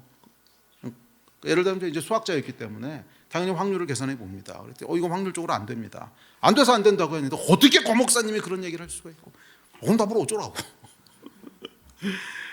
여러분 확률 0이 나온 거를 가능합니다 이렇게 거짓말하라고. 목사가 어떻게 거짓말을 해요? 그냥 확률 0이 나왔으면 0입니다 안 됩니다 뭐 그렇게 얘기할 수밖에 없는 거 아니에요. 그러면 그걸 진지하게 들어보고 그러고 나서 이제 그 다음에 결정을 해야 되는 거죠. 그리고 결정하고 나서도 내가 그래도 동의가 안 됩니다. 왜 동의가 안 되는지를 예의를 갖춰서 그렇게 해야 대화가 되는 거 아니겠습니까? 네. 자, 어쨌거나 여러분 기억하십시오. 확증 편향에서 자유로운 자는 없나니 하나도 없으니 열린 마음으로 찾아봐야 됩니다. 그렇게 하지 않으면 우리는 누구도 예외 없이 확증 편향의 함정에 빠지게 됩니다. 그러니까 지금 사회가 그래요. 지금 세상이 이미 악할 대로 악해져서 누구도 빠져나갈 수 없어요. 자, 두 번째가 이제 뭐냐면, 자, 이렇게 이제 정보를 알아봤으면 두 번째 비판적 사고를 해야 됩니다. 그게 사실인지 아닌지를 논리적으로 따져봐야 돼요. 비판적 사고. 자, 이것도 제가 한 얘기가 아닙니다. 제가 이제 그 자료를 찾아본 거예요. 예? 이제 그랬더니 사회학자, 심리학자들이 이제 제안하는 방법입니다. 두 번째가 비판적 사고예요. 열린 마음으로 정보를 알아봤다면 이제 이 모든 정보를 비판적으로 분석해야 되고 감정적인 반응 대신 논리적인 근거를 찾아야 됩니다. 제 얘기가 아니고 이게 그 세상에서 제시하는 방법입니다. 감정적으로 가면 안 되고 논리적인 근거를 찾아야 된다. 자, 그래서 제가 시작할 때도 말씀드렸지만 제가 오늘 이 설교를 해야겠다고 이제 부담감을 느낀 것은 제가 이제 수학자 출신의 목사라고 하는 책임감이 많이 작용을 했습니다. 사실 뭐 여러분들 잘 아시겠지만 뭐 제 자랑하는 것도 죄송하지만 저는 아마추어 수학자는 아닙니다. 아마추어 수학자는 아니고요. 그래도 서울대 수학과 나왔고요. 그다음에 UC 버클리에서 PhD 했습니다. UC 버클리를 아마 모르시는 분은 모르시겠지만 이게 수학계에서는 적어도 제가 갈 때는 전 세계 넘버원이었습니다. 거기가 압도적인 넘버원이었어요. 그래서 제 전공을 하려면 모든 사람들이 글로 가고 싶어하는 가장 좋은 대학이었습니다. 저는 아마추어는 아니에요. 프로페셔널한 수학자였고 그리고 그거 15년 했고요. 그래서 S급 수학자는 아닐지 몰라도 A급은 됩니다. S급인지 몰라도 A급은 돼요. 그 수학이 여러분 뭐냐면 객관성이 무엇인지를 묻는 학문입니다. 그러니까 주관적인 사실이 아니라 누가 봐도 객관적인 그게 무엇인지를 묻고 그것을 어떻게 발견할 수 있는지 방법론을 찾아가는 게 이제 수학이라는 학문입니다. 그러니까 사람들은 수학 그럼 숫자를 다룬다고 생각하는데 저는 대학교 4학년 이후로 숫자를 다뤄본 적이 없습니다. 그건 이제 저기 초보자들 학부하는 애들이 하는 거고요. 미안합니다. 그거는 저기 학부 1, 2, 3, 4학년 애들이나 하는 거고 이제 4학년 올라가고 그다음에 뭐 대학원 가고 박사과정 하고 하면 그거 전공하는 사람들은 해요. 그런데 수학이 이제 그런 게 아닙니다. 특별히 제가 전공했던 건 Higher Dimensional Topology라는 걸 했는데 그건 정말 숫자 한 번도 안 나옵니다. 그리고 거기서 주로 하는 게 뭐냐면 객관적 사실이라고 하는 걸 어떻게 알 수 있느냐는 방법론을 계속 찾는 거예요. 그게 이제 제가 전공했던 건데, 그러니까 예를 들면 이제 뭐 얘기하면 집에 못 가는데, 토폴로지라고 하는 게 뭐냐면 토폴로지가 유일하게 적용할 수 있는 물리 분야가 이제 우주론입니다. 그러니까 우리가 살고 있는 우주가 어떤 모양인가. 아주 쉽게 생각하면 옛날 사람들은 지구에 살면서 어떻게 생각했냐면 지구가 평평하다고 생각을 했어요. 근데 이제 실제는 동그랬거든요. 그러면 지구 안에 있는 사람은 근데 이게 동그란지 평평한지를 알 수 있는 방법이 없잖아요. 그러니까 우주선 타고 이렇게 한참 나가서 보니까 동그랗네 이렇게 아는 거지. 그 안에 살면 평평한지 동그란지를 알 수 있는 방법이 없죠. 그러니까 이 Higher Dimensional Topology 하는 사람들은 뭐냐면 그 안에 사는 사람이 내가 지금 속해 있는 이 땅이 어떻게 생겼는지를 분별할 수 있는 방법이 뭔가 이거를 계속 찾는 거예요. 계속 찾는 겁니다. 그래서 인베리언트들을 찾고 그래서 여러분 그 제가 앞서도 말씀드렸던 그레고리 페럴만이라고 하는 사람이 증명한 게 이제 그것 중에 가장 유명한 거 하나를 증명한 거거든요. 포안카레 컨젝처라고. 포안카레 컨젝처는 하여간 어떤 방법론인데 그거를 만족시키면 우리가 사는 우주가 밖에 나가서 보지 않고 안에 있어도 이런 모양인 게 분명해 하는 걸 이제 증명하는 거예요. 그러니까 그런 것들이 이제 찾아갑니다. 그래서 뭐 호몰로지 그룹이니 호모토피 그룹이니 그다음에 뭐 천 인베리언트 이런 것들이 이제 안에 있으면서 우리가 속해 있는 것이 어떤 건지를 그러니까 이게 뭐냐면 객관성에 대한 질문이에요. 어떻게 이게 사실이란 걸 알 수 있는가? 어떻게 내가 뭐 실제로 밖에서 보지 않았는데 안에 살면서 이 제한된 정보만 가지고 이게 사실이고 객관적이라는 걸 어떻게 알 수 있는가 하는 것을 계속 찾아가는 겁니다. 서론이 길었는데 하여간 제 전공이 그겁니다. 그래서 사실 죄송하지만 수학자들은 확증 편향성과 객관성에 대해서는 독보적인 사람들입니다. 아마 이거 당할 사람들은 거의 없을 거예요. 수학은 여러분 객관적 진리를 찾는 학문이기 때문에 그렇습니다. 모든 주관적인 진리는 다 빼고요. 객관적인 사실이 무엇인지를 찾고 어떻게 찾을 수 있는지 방법을 계속 연구하고 그걸 이제 수백 년 동안 해온 게 이제 수학이라는 학문입니다. 자, 서론이 이렇네요. 자, 그래서 이제 두 번째 해야 되는 게 뭐냐면 논리적이고 비판적인 사고가 뭔가. 자, 첫 번째 단계가 있습니다. 논리적인 사고를 하기 위해 비판적인 사고를 하기 위해서는 첫 번째 단계가 있는데 일단 모든 것을 의심하라예요. 일단 모든 것을 의심하라. 여기서부터 시작해야 됩니다. 당연한 거 하나도 없어요. 모든 것을 의심해 봐야 돼요. 오죽했으면 수학자들이 1 더하기 1이 왜 2인가를 의심했거든요. 그러면서 이제 집합론과 액쇼메틱스의 그 티어리라고 하는 게 나오기 시작하는데 1 더하기 1이 왜 2냐는 걸 연구하면서 수학의 한 분야가 개척이 됩니다. 그거 하나 설명하느라고 한 분야가 나왔어요.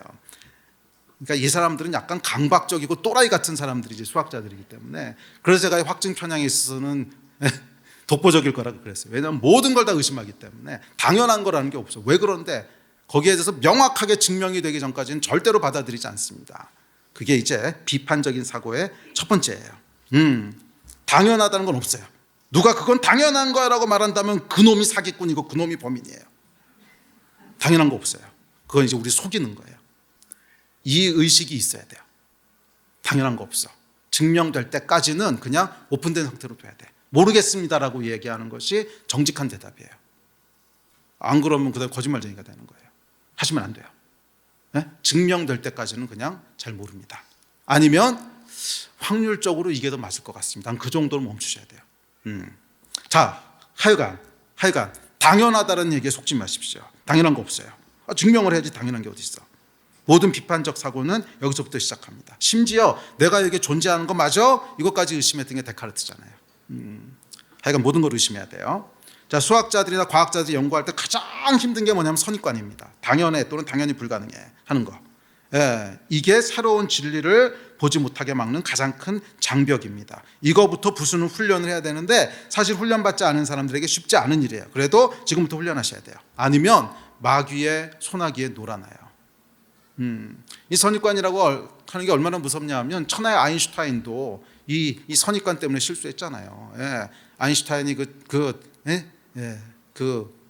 보어나 이런 사람들이 양자역학이라고 하는 걸 처음으로 주장했을 때 아인슈타인이 도저히 그거 받아들일 수 없다고 해서 뭐 슈레딩거의 고양이 뭐 이런 거 있잖아요. 그러니까 이 박스 안에 고양이가 있는데 살아있고 죽어있는 게 공존한다는 거예요. 짠 여는 순간 결정된다는 거예요. 아인슈타인이 이거 미쳤냐 그랬어요. 그런데 실제로는 그게 맞았거든요. 고양이가 그렇다는 게 아니고 그러니까 입자 레벨에서는 그렇다는 거예요. 입자 레벨에서는 원자나 전자나 이런 이제 소립자 레벨에서는 그렇다는 건데 하여간 이 천하의 아인슈타인도요 선입관이 있으니까 절대로 그것을 이제 인정하지 못합니다. 그런데 사실 나중에 가보니까 그게 맞았거든요. 하여간 이거를 깨셔야 돼요. 절대로 아닐 거야, 반드시 맞을 거야, 뭐 이런 거. 뭐 증명될 때까지는 그렇게 하시면 안 돼요. 자, 두 번째. 자, 비판적 사고를 위해서는 첫 번째 뭐 하시라고요? 이게 한 번으로 될래나? 그것도 이 졸린 이 밤에. 자, 첫 번째 뭐라고요? 모든 것을 의심하라. 맞아요. 모든 것을 의심하라. 두 번째, 감정을 배제하라. 자, 비판적 사고를 위해서는 감정을 배제해야 됩니다. 감정이 남아있으면 생각이 굽어지게 됩니다. 미워하는 감정, 좋아하는 감정, 친구니까, 종친이니까, 경상도니까, 전라도니까, 동창이니까 이거 다 빼야 돼요. 그래야지 이제 비로소 객관적인 생각을 할 수 있습니다. 비판적 사고가 가능합니다. 감정 다 빼야 돼요. 자, 셋째, 그 정보가 이제 사실인지 아닌지를 논리적으로 증명해야 됩니다. 자, 이제 이것을 위해서는 이제 수학 공부를 좀 해야 되는데 제가 이거 준비하면서 정말 고민을 많이 했습니다. 이 밤에 이걸 해야 되는가 말아야 되는가. 그래도 한 번은 하고 넘어가야 될 것 같아요.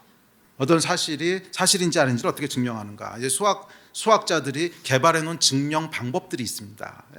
증명 방법들이 있는데 그중에 몇 가지만 소개할게요. 그러니까 첫 번째는 다이렉트 프루프라는 게 있습니다. 이건 뭐냐면 이제 직접 증명법인데 주로 3단 논법을 쓰는 거예요. A면 B고 B면 C고 C면 D고 그러니까 A면 D야 하는 이렇게 그냥 쭉 풀어가는 증명 방법이 있고요. 그 다음에 두 번째, 이게 이제 많이 쓰일 수 있는데 proof by contradiction이라는 게 있습니다. proof by contradiction, 이거를 이제 반증법이라고 하는데 이게 아주 유용합니다. 이게 뭐냐면 자, 어떤 이제 명제가 있어요. 그러면 그게 아니라고 일단 가정을 해보는 거예요. 그게 아니다. 그게 만약 사실이 아니다. 그러면 사실이 아니라면 분명히 요런 현상들이 나타날 거야. 가설을 세우는 거예요. 그리고 그런 현상들이 실제로 나타나는지를 확인을 해보는 거예요. 그래서 보니까 진짜 그런 현상이 나타나. 그럼 이건 사실이 아니구나. 이렇게 증명하는 거예요. 그래서 이건 모순을 보임으로 증명하는 거예요. 이게 만약 사실이 이제 사실이라는 걸 증명해야 되는데 사실이 아니라면 이렇게 가정을 해보는 거예요. 사실이 아니라면 그러면 요로 현상들이 일어날 거야. 근데 봤더니 정말 그런 현상이 일어나. 그러니까 사실이 아니야. 뭐 이러는 거죠. 자, 이게 이제 반증법입니다. 그 다음에 대우법이라는 게 있습니다. 대우명제라고 하는 게 뭐냐면 이제 P이면 Q이다가 사실이면 Q가 아니면 P가 아니다도 사실이다. 이게 대우명제죠. 그러니까 사람이면 동물이다. 사람은 동물이 아니지 참. 사람은 사람이지. 근데 항상 그 예를 들어 교과서에서 그 예만 들어가지고서 오케이 그러면 개는 동물이다. P이면 Q다. 이게 사실이 아니에요? 사실이죠. 그러면 그 대우명제도 사실이라는 거야.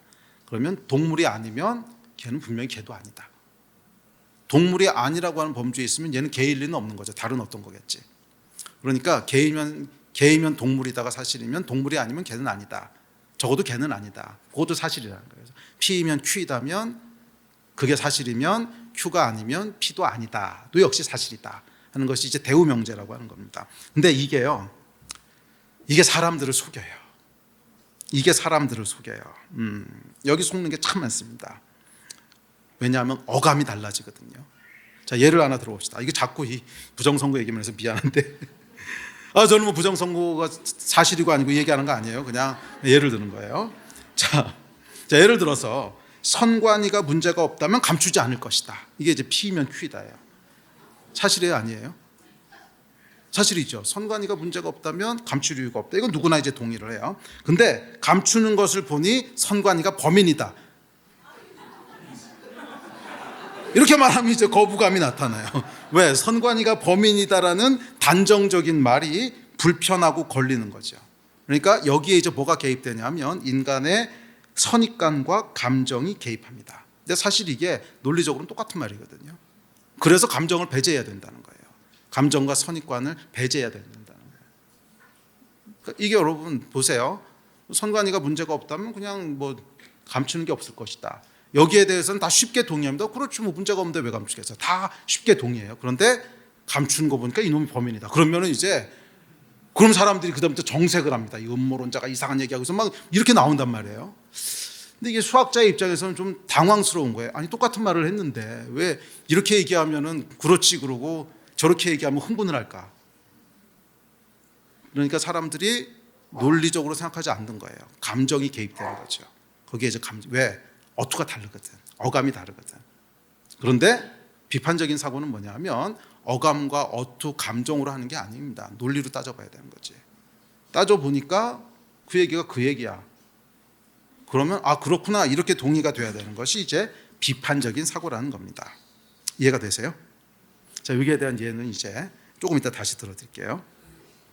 그 다음에 이제 수학적인 귀납법이 있습니다. 인덕션이라는 게 있는데 뭐 이거는 이 밤에 하기에는 좀 그렇습니다. 그러니까 넘어가고요. 그 다음에 이제 카운터 익잠플이라는 게 있어요. 이걸 가지고 증명하는 방법. 그러니까 이런 것들이 있는데 자기가 이런 이제 수학적인 방법론들이 있습니다. 증명하는 방법론들. 저도 이런 방법론들은 이제 대학교 2학년, 수학과 2학년이 돼야지 이제 본격적으로 배우기 시작해요. 증명하는 방법이 어떤 거가 있는지. 그러니까 수학 전공하지 않은 사람들은 사실 알기 좀 어려운 내용들이긴 해요. 그런데 약간 수학자들은 뭐 하는 사람들이냐면 증명을 어떻게 할 건가, 객관적인 증명을 어떻게 할 건가를 그걸로 먹고 사는 사람들입니다. 그래서 이것만 연구하는 거예요. 예. 그래서 이런 이제 원리들이 있습니다. 자, 이 중에서 우리가 실용적으로 가장 잘 써먹을 수 있는 것은 아까 얘기했던 반증법이라는 거예요. 자, 반증법은 뭐냐면 가설을 세우는 거예요. 올바른 가설을 세우고 만약 이런 것이 사실이라면 이런저런 현상이 나타날 거야. 이런 가설을 세우는 거예요. 그리고 이제 그 가설을 검증해 보는 겁니다. 그랬더니 정말 그런 현상이 생겼어. 그럼 이게 틀렸다는 거지. 이런 식으로 이제 증명하는 겁니다. 이해가 되세요? 자, 예를 하나 들어볼게요. 실제 있었던 예입니다. 제가 군대에 있었을 때인데요. 네, 저는 이제 장교로 훈련을 받았습니다. 근데 장교로 훈련을 받는데 그때 훈련병이 한 300명 정도 됐던 것 같아요. 근데 이 훈련 규칙 중에 뭐가 있냐면 야간 훈련을 끝내고 오면요 반드시 야식을 줍니다. 근데 뭘 주냐면 컵라면하고 소보루빵을 줘요. 군대 갔다 온 형제들은 알죠. 근데 지금도 소보루빵 주나 그건 모르겠는데, 하여간 우리 때는 그거 줬는데 이 야간 훈련의 유일한 소망은 그겁니다. 소보루빵을 생각하면서 이제 야간 훈련을 버티는 거예요. 밤에까지 훈련하니까 얼마나 피곤합니까? 그런데 요거 끝나고 돌아가면 따뜻한 컵라면과 소보루빵이 있어. 뭐 이러고 이제 버티는 건데 어느 날 이제 야간 훈련을 마치고 왔는데 컵라면과 소보루빵을 안 주는 거예요. 폭동이 일어났습니다. 정말로 폭동이 일어났어요. 그래서 이제 제가 장교 훈련을 받았기 때문에 이제 훈련시키는 조교들이 전부 장교였습니다. 이제 뭐 소위, 중위, 대위 이런 사람들이었는데, 그래서 약간 그 장교들을 찾아갔습니다. 그래서 소대장 조교한테 가서 물었습니다. 왜 컵라면하고 소보루빵을 안 줍니까? 그러니까 대표를 보내서 물어본 거죠. 자, 그랬더니 이번에는 보급이 안 나왔다는 거예요. 이번엔 보급이 안 나왔대요. 자, 이상하다. 보급이 안 나왔을 리가 없는데, 뭐 그렇다니까 이제 그런 줄 알고 왔습니다. 근데 다음날 보니까 저쪽 소대에서는 먹었대. 저쪽 소대에서는 먹었대. 컵라면과 소보루빵을 먹었다는 거예요. 근데 우리 소대는 보급이 안 나왔다는 거야. 싫어합니다. 소문이 돌기 시작했습니다. 이거 이상하다. 뭔가 음모가 있다. 소대장이 우리 보급 나온 거 삥땅 친 거다. 여러분, 군대에서 제일 예민한 게 먹는 거거든요. 이제 소문이 돌기 시작했습니다. 소대장이 우리 소보루빵을 삥땅 쳤다. 그래서 이게 급기 어떻게 됐냐면 소대장이 전체를 모아놓고 경고를 하기 시작했습니다. 이런 헛소문 퍼뜨리는 거 누구야? 그러니까 잠잠하죠. 들키면 이제 뭐 뛰고 연병장 돌고 이래야 되니까. 한 번만 더 이런 소문을 내는 놈 있으면 그만 안 둘 거야. 너희 한 번만 더 이런 소문 내는 놈 있으면 너희 뭐 징계할 거야. 막 그러고 이제 갔어요. 근데 항상 정의는 승리한다고. 용감한 사람이 있습니다. 용감한 사람이. 지금도 기억나요. 이 친구가 누구였냐면 서울대 경영학과 84학번이었는데, 제가 이제 석사장교를 갔다 왔습니다. 석사장교라고 하는 게 이제 그 전두환 노태우 대통령 때 시험 패스하면 6개월 동안 이제 장교 훈련 받고 나오는 게 있었어요. 편법 아닙니다. 제가 이 엄청난 경쟁을 뚫고 시험 봐가지고 간 거예요. 한 10몇 년 있었던 제도인데, 그러니까 뭐 대부분 다 서울대 출신들입니다. 대부분 서울대 출신들이었는데, 하여간 그 경영대 84학번 아직 얼굴도 기억나요. 하여간 그 친구가 용감했어요. 용감한 건지 소보루빵이 먹고 싶었던 건지, 하여간 그래서 다시 소대장을 이제 찾아가서 따졌습니다. 보급이 정말 안 나왔습니까? 그랬더니 안 나왔대요. 그러면 보급 장부가 있을 거 아닙니까? 그거 보여주십시오. 그러면 소문이 잠잠해질 겁니다. 보급 장부도 있고, 그리고 보급 받아서 사인한 병사도 있을 거 아닙니까? 그거 보여주시면 잠잠해집니다. 그런데 어떻게 했을까요? 안 보여주죠. 그리고 네가 뭔데 그걸 미쳤냐 훈련병 주제. 그래서 진탕 야단만 맞고 쫓겨나왔습니다. 그런데 그럴수록 어떻게 됐을까요? 소문은 더 무성해지기 시작했습니다. 그래서 저희 소대 전체가 음모론을 믿는 확증 편향자가 됐습니다. 자, 이제 이 경우 어떻게 진실을 알 수 있을까요? 진실의 시간입니다. 이제 어떻게 진실을 알 수 있을까요? 여기서 이제 비판적 사고를 해야 되는 거예요. 이 사람들 훈련시키면서 피곤하긴 했을 거야. 서울대생만 300명 모아놓고 그 훈련을 시켰으니 얼마나 피곤했겠어요. 근데 약간 여기서 이제 비판적 사고를 해야 됩니다. 비판적 사고를 해야 되는데 먼저 가설을 세웁니다.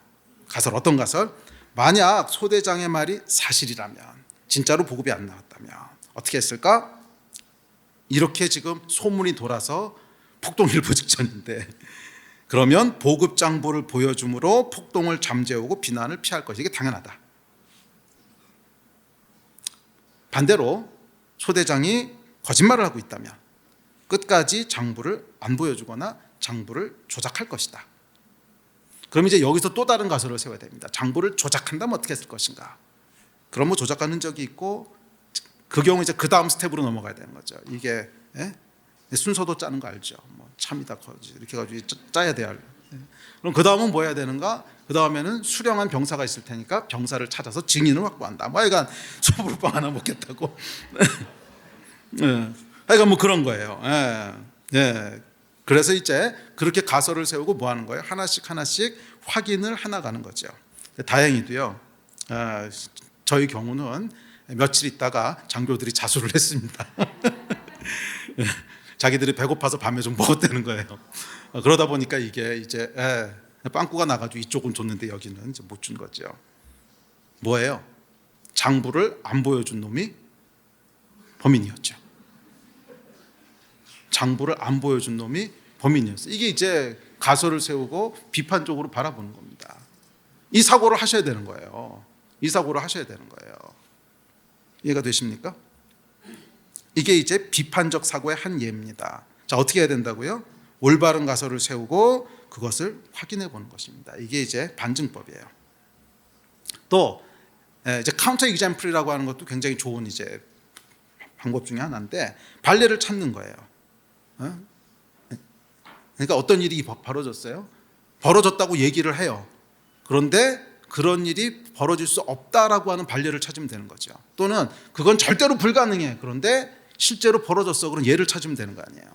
그렇게 이제 증명하는 방법이 있습니다. 뭐 이런 것 중에 이제 그러니까 실제로 우리가 세상에서 적용하기 좋은 것 중에 하나는 확률입니다. 저는 통계는 잘 안 믿어요. 통계는요, 사람이 손탈 수 있는 데가 너무 많아요. 질문할 때 어떻게 질문해야 돼서 바이어스가 될 수도 있고, 확률은 믿어요. 확률은요, 큰 수의 법칙이라는 게 있어요. 숫자가 커지면 절대로 벗어나지 않습니다. 반드시 그렇게 됩니다. 그래서 이제 확률은 믿는데, 자, 약간 이제 그런 것도 좋은 방법 중에 하나입니다. 만약에 확률적으로 일어날 수 없는 일이 일어났다, 그럼 누군가 거짓말하고 있다는 거예요. 그래서 저는 이제 가끔 이렇게 확률 계산하는 방법도 많이 사용합니다. 근데 이게 미혹이라고 하는 게 진짜 무서운 게요. 논리적으로 대화가 안 됩니다. 제가 앞서도 그 얘기했는데 일전에 제가 어떤 분을 만나서 이렇게 대화를 하다가 틀린 얘기를 막 믿고 계시더라고요. 전혀 일어날 수 없는데 막 그거를 막 사실인 것처럼 말씀을 하세요. 그래서 제가 이제 저희 교회는 아니고 집회 나갔을 때 이제 식사하다가 한 얘기인데, 그래서 제가 아니요, 그 집사님 그거는 잘못 생각하신 것 같습니다. 그래서 제가 아주 친절하게 이게 수학적으로 잘 이렇게 설명을 해드렸어요. 그거는 이래저래 저래저래 해서 확률을 계산하면 0이 나옵니다. 이거는 그러니까 그런 일이 일어날 수 없습니다. 그래서 이렇게 보셔도 이상하네. 에이, 그래도 그럴 리가 없어요. 이러시는 거예요. 그래서 제가 아니요, 집사님 그런 얘기가 아니고요. 이게 자, 잘 들어보세요. 요래저래 저렇게 돼서 이것은 확률이 제로입니다. 충분히 알아듣게 말씀을 드렸어요. 이렇게 보더니 그렇네. 이상하네. 에이, 그런 일 없습니다. 그래가지고 그냥 대화 끝냈어요. 그러니까 이게 미혹의 0이라고 하는 게 이런 거예요. 바로 앞에다가 0이라고 하는 숫자를 딱 보여줬는데도 안 믿어요. 그러니까 이게 미혹의 0이 한번 사로잡히면 그 다음부터는 논리적인 대화라고 하는 게 의미가 없어요. 그 다음부터는 논리적인 대화라는 게 의미가 없어요. 그래서 저는 여러분들은 그렇게 안 되셨으면 좋겠어요. 이거 얼마나 비참해요. 그렇게 되면 안 되는 거죠. 절대로 여러분 그렇게 안 되셨으면 좋겠어요. 비판적인 사고를 하세요. 자, 마지막 세 번째입니다. 세 번째는 메타인지를 이제 활용하라는 거예요. 자, 메타인지라고 하는 게 뭐냐면 쉽게 얘기하면 자기 성찰을 해야 된다는 거예요. 자기 성찰은 내 생각 과정을 성찰하고 특정 신념에 지나치게 집착하지는 않는지를 계속 체크하는 겁니다. 자, 사람들은 여러분 모두 자기가 중립적인 위치에 서 있다고 믿어요. 그러니까 내가 중립적인 위치에 서 있고 저 사람이 왼쪽으로 치우쳐 있고 이 사람이 오른쪽으로 치우쳐 있지 나는 중립에 서 있다고 믿습니다. 이게 정말 위험해요. 우리는 항상 내가 서 있는 위치가 어딘지를 체크하는 작업들을 해야 돼요. 이 직선이 이렇게 하나 있습니다. 0이라고 하는 점이 있죠. 그러면 사람들은 다 저 그림도 어떻게 넣었어? 항상 나는 0에 서 있다고 생각을 해요. 그런데 실제로 나는 마이너스 1에 서 있을 수도 있거든. 또는 플러스 1에 서 있을 수도 있고. 그러면 마이너스 1에 서 있으면 어떻게 보이는 거예요? 0에 서 있는 사람들이 오른쪽으로 치우쳐 있는 것처럼 보여요. 근데 사실은 이 사람이 지금 중심에 서 있고 이 사람이 하는 말이 진짜인데 이 사람이 오른쪽으로 확증 편향되어 있는 것처럼 보여요. 반대로 내가 이제 플러스 1에 서 있다면 저거 뭐 좀 플러스 1이 먼저 나오는구나. 그러니까 내가 플러스 1에 서 있다면 지금 이 사람은 0에 서 있는 건데 이 사람이 중립인데 왼쪽으로 치우쳐 있는 것처럼 보여요. 그러니까 이게 이제 근데 모든 사람은 우리의 죄성으로 인해서 뭐라고 믿냐면 나는 0에 서 있어라고 믿어요. 나는 0에 서 있어라고 믿어요. 그리고 이 사람이 오른쪽으로 치우쳐 있고 이 사람이 왼쪽으로 치우쳐 있다고 생각을 해요. 그런데 실제로 내가 서 있는 위치가 어디냐에 따라서 속을 수 있다는 거예요. 내가 0에 서 있는 게 아니고 저 그림처럼 플러스 1에 서 있어요. 그러면 저기 0에 서 있는 멀쩡한 사람이 있는데 그 사람이 뭐예요? 왼쪽에 서 있는 사람처럼 보이는 거죠. 왼쪽으로 치우쳐 있는 사람처럼. 또는 내가 마이너스 1에 서 있어. 근데 나는 여기가 0이라고 생각해. 그러면 멀쩡히 0에 서 있는 사람이 있는데 저 사람은 오른쪽으로 치우쳐 있는 그구처럼 보이죠. 이해가 되세요? 그게 이제 착시 현상을 일으킨다는 거예요. 자, 문제는 뭐냐면 그래서 내가 0에 서 있는 게 확실하냐는 거예요. 내가 0에 서 있는 게 확실하냐는 거예요. 이걸 이제 체크를 해봐야 되는데 이 사실 진짜 어렵습니다. 이건 진짜 어려워요. 제가 오늘 밤을 샐 의향이 있으시다면 이거를 이제 기하학적으로 체크할 수 있는 방법들이 몇 가지 있는데 제 전공이 이제 Higher Dimensional Topology거든요. 그러니까 이거 하는 게 제 15년 동안 잡이었어요. 4년에 이제 학부 다녔고 11년 동안 잡이었습니다. 자, 내가 그 얘기는 뺍시다. 이거 뭐 지금 골치 아프니까 빼고. 자, 아주 쉽게 설명하면 첫째, 내 사고가 팩트에 기초했는가를 물어봐야 돼요. 이건 앞서도 살펴본 건데 해석과 견해는 유동적입니다. 해석과 견해는 중립이라는 게 없어요. 그런데 팩트는 고정값이에요. 팩트는 있으면 있는 거고 없으면 없는 거야. 그러니까 이것은 뭐 이렇게 옮겨 다닐 수 없는 거란 말이에요. 고정되어 있는 값이란 말이에요. 그러니까 뭔가 고정되어 있는 점이 하나는 있어야 돼요. 그래야 내 위치를 파악할 수가 있지. 모든 게 이렇게 떠다니고 있으면 내 위치를 파악할 수 있는 방법은 없어요. 그래서 항상 내 위치를 파악할 때는 뭐를 찾아야 되냐면 픽스 포인트를 찾아야 돼요. 픽스 포인트를 찾아야 돼요.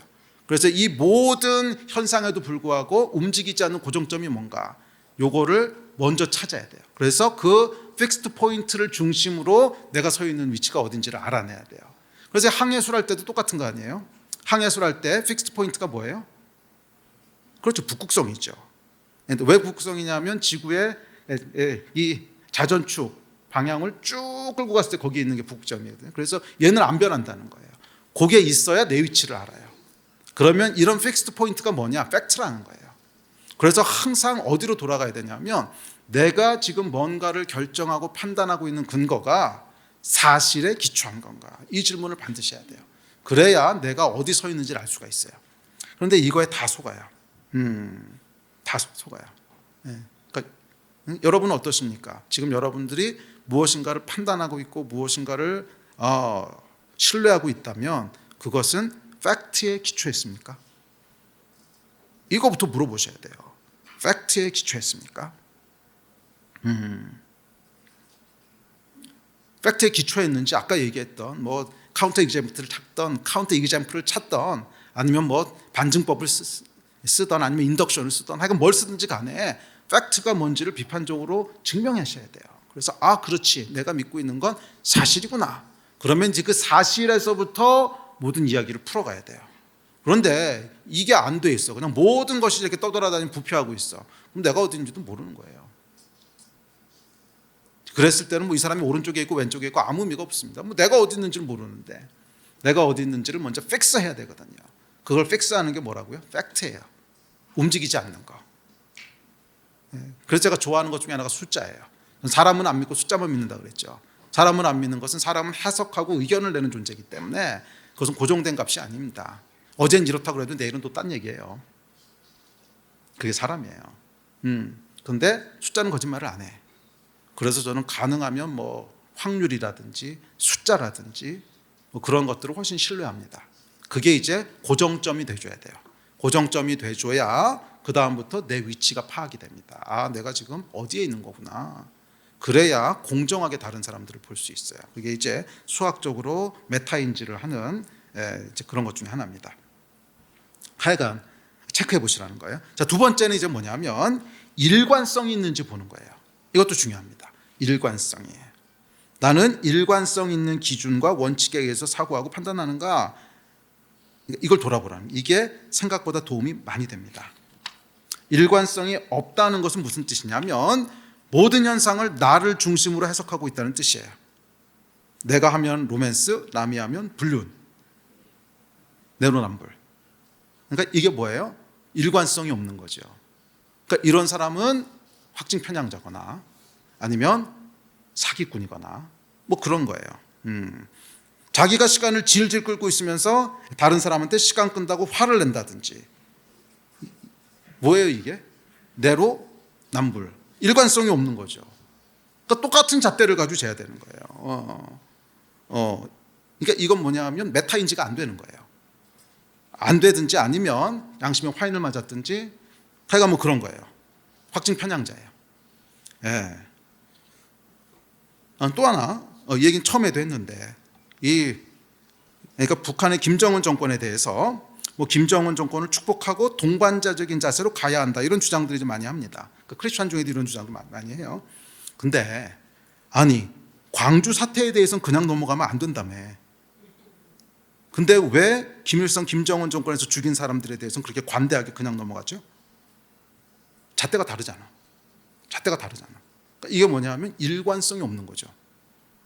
광주 사태에서 죽은 사람의 목숨들만 소중하고 김일성, 김정은 정권에서 죽은 사람의 목숨들은 개죽음인가? 똑같은 잣대를 써야 되는 거예요. 그게 일관성이라는 거예요. 이 사람들의 죽음이 한치도 억울함이 없어야 되는 거라면 저 사람들의 죽음도 한치 억울함도 없어야 돼요. 같은 잣대를 써요. 근데 왜 여기에 대해서는 이런 잣대를 쓰면서 저기에 대해서는 다른 잣대를 쓰냐? 이건 일관성이 없는 거죠. 이런 태도를 취한다면 그것은 미혹됐거나 위선자로 보아야 됩니다. 그러니까 크리스찬은 그 사고와 판단의 기준에 있어서 일관성이 있어야 돼요.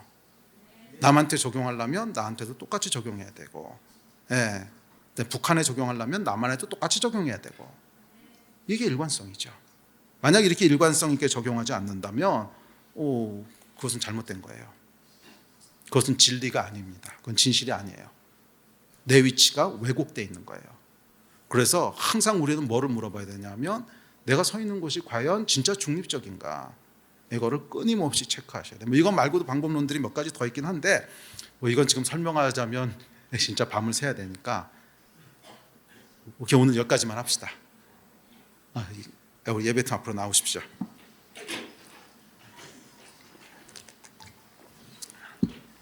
늦은 밤에 약간 수학 얘기를 이렇게 많이 해서 미안합니다. 근데 정말 제가 이 설교 준비할 때는 책임감이 좀 느껴졌어요. 왜냐하면 목사님들 중에 이렇게 뭐 수학과 나오신 분들은 많이 계신데 이렇게 전문 수학자가 몇 분이나 있을까? 그건 아주 적더라고요. 전문 수학자는 제가 만난 사람 중에서는 전문 수학자는 이성진 목사님 계세요. 이성진 목사님 전문 수학자고요. 거기 말고는 그렇게 많지 않아요. 그러니까 진짜 한두 명밖에 없는데, 그래서 제가 책임감을 좀 느꼈습니다. 그래서 이런 확증 편향성에 대해서는 이거는 수학자들이 해야 될 몫이 있다고 저는 생각을 했어요. 몫이 있고, 왜냐하면 확증 편향되지 않을 수 있는 거를 가장 잘할 수 있고 해야 되는 사람들이 그게 이제 논리와 숫자를 다룬 사람들이기 때문에, 그래서 책임감이 느껴져서 좀 어려운 얘기인데 이렇게 같이 나눴습니다. 어떻게 도움이 좀 되셨어요?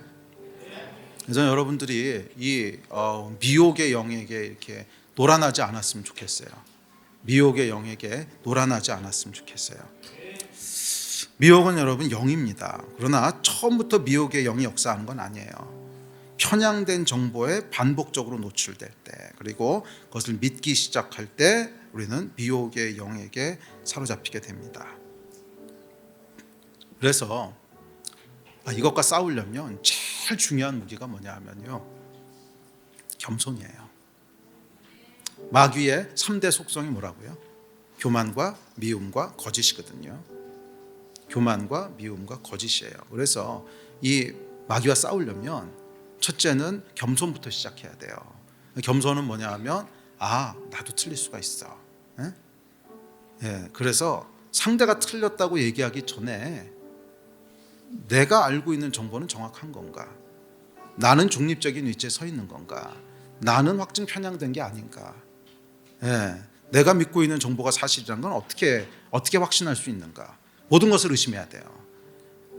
그래도 어떤 신문에서 그렇게 얘기했어요. 아이고 요즘 신문이요. 또 이 얘기하면 음모론자가 되니까. 오케이 신문 보는 거 좋습니다. 그러면 그걸 안 믿는 사람들 입장에서도 그들이 접하고 있는 매체도 같이 들어보셔야 돼요. 그리고 나서 판단을 하는 거예요.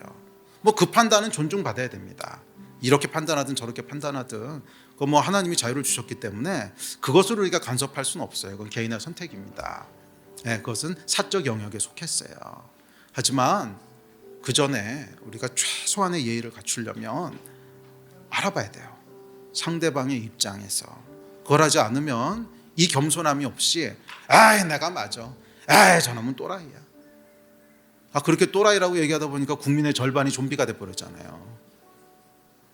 그럼 이 문제를 어떻게 해결해 갈 거냐는 거예요. 이건 정말 해답이 안 보입니다. 정말 해답이 안 보여요. 이미 너무 꼬일 대로 꼬여가지고서. 근데 그 시작점에 뭐가 있냐 하면 이런 무책임한 행동들이 있는 거죠. 실제로 확인해보지 않고 상대를 정죄하고 확인해보지 않고 상대를 공격하고 하는 이런 무책임한 행동들이 쌓이다 보니까 이제는 실타래를 풀기도 어려워져 버린. 하여간 기본으로 다시 돌아갑시다. 우리 크리스찬들은 그렇게 하면 안 됩니다. 적어도 나와 반대되는 의견이 있다면 정직하게 다 들어가서 보고 그 사람 입장에서 보고 또 내가 보는 매체만 보고 나서 아니잖아 이러면 이건 진짜로 해답이 없어요.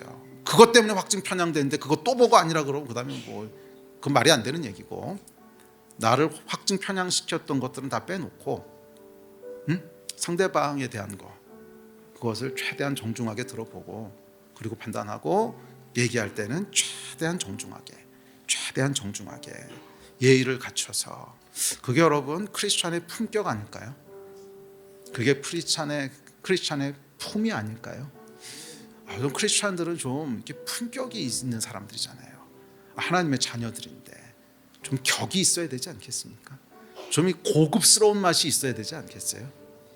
크리스찬이 언제까지 싼 맛이 이렇게 사시겠어요? 우리는 인격 자체가 좀 고급진 맛이 있어야죠. 언제까지 이렇게 싸구려 같은 맛만 내고 있을 수 없잖아요. 이 고급진 맛이 어디서 나오냐면 지금 얘기했던 이런 것들이에요. 상대방에 대한 존중, 겸손함, 그다음에 예의를 갖춰서 표현하는 것들. 그러면 동의 안 될 수 있어요. 근데 동의 안 된다고 쌍욕하면 안 되고요. 동의 안 되는 건 안 된다고 얘기하고 아닌 건 아니라고 얘기하고 그렇게 얘기하는 거죠. 여러분 크리스찬들이 이 원칙만 지켜도 이 나라와 민족이 달라질 수 있다고 믿습니다. 적어도 크리스찬들이 이 원칙만 지켜도 달라질 수 있다고 믿어요. 그리고 팩트의 중요성들을 여러분 간과하지 마십시오. 비판적 사고 반드시 필요합니다. 왜? 하나님이 우리에게 이성을 주셨거든. 이성을 가지고 논리적으로 생각해 봐야 돼요. 왜 내가 그렇게 생각하는지, 왜 이것이 맞는지, 이것이 사실이 아니라면 왜 사실이 아닌지 정확하게 따져보고 그 확신 위에서 움직이시기를 바랍니다. 그래야 마귀 장난에 안 넘어져요. 아멘. 전 여러분들이 이 늦은 밤까지 이렇게 어려운 얘기 듣느라고 수고하셨는데요. 하여간 우리 좀 진리의 사람들로 서봅시다. 진리의 사람들로 서봅시다. 이 땅은 참 암울하고 혼돈스럽지만 그래도 누군가 기준이 되는 사람들이 있다면 거기서부터 시작할 수 있지 않을까요? 저희가 한쪽으로 치우치지 말고 좀 기준점에 좀 서봅시다. 아멘. 그런 여러분들 되시기를 주의 이름으로 축복합니다. 우리 일어나서 같이 기도합시다.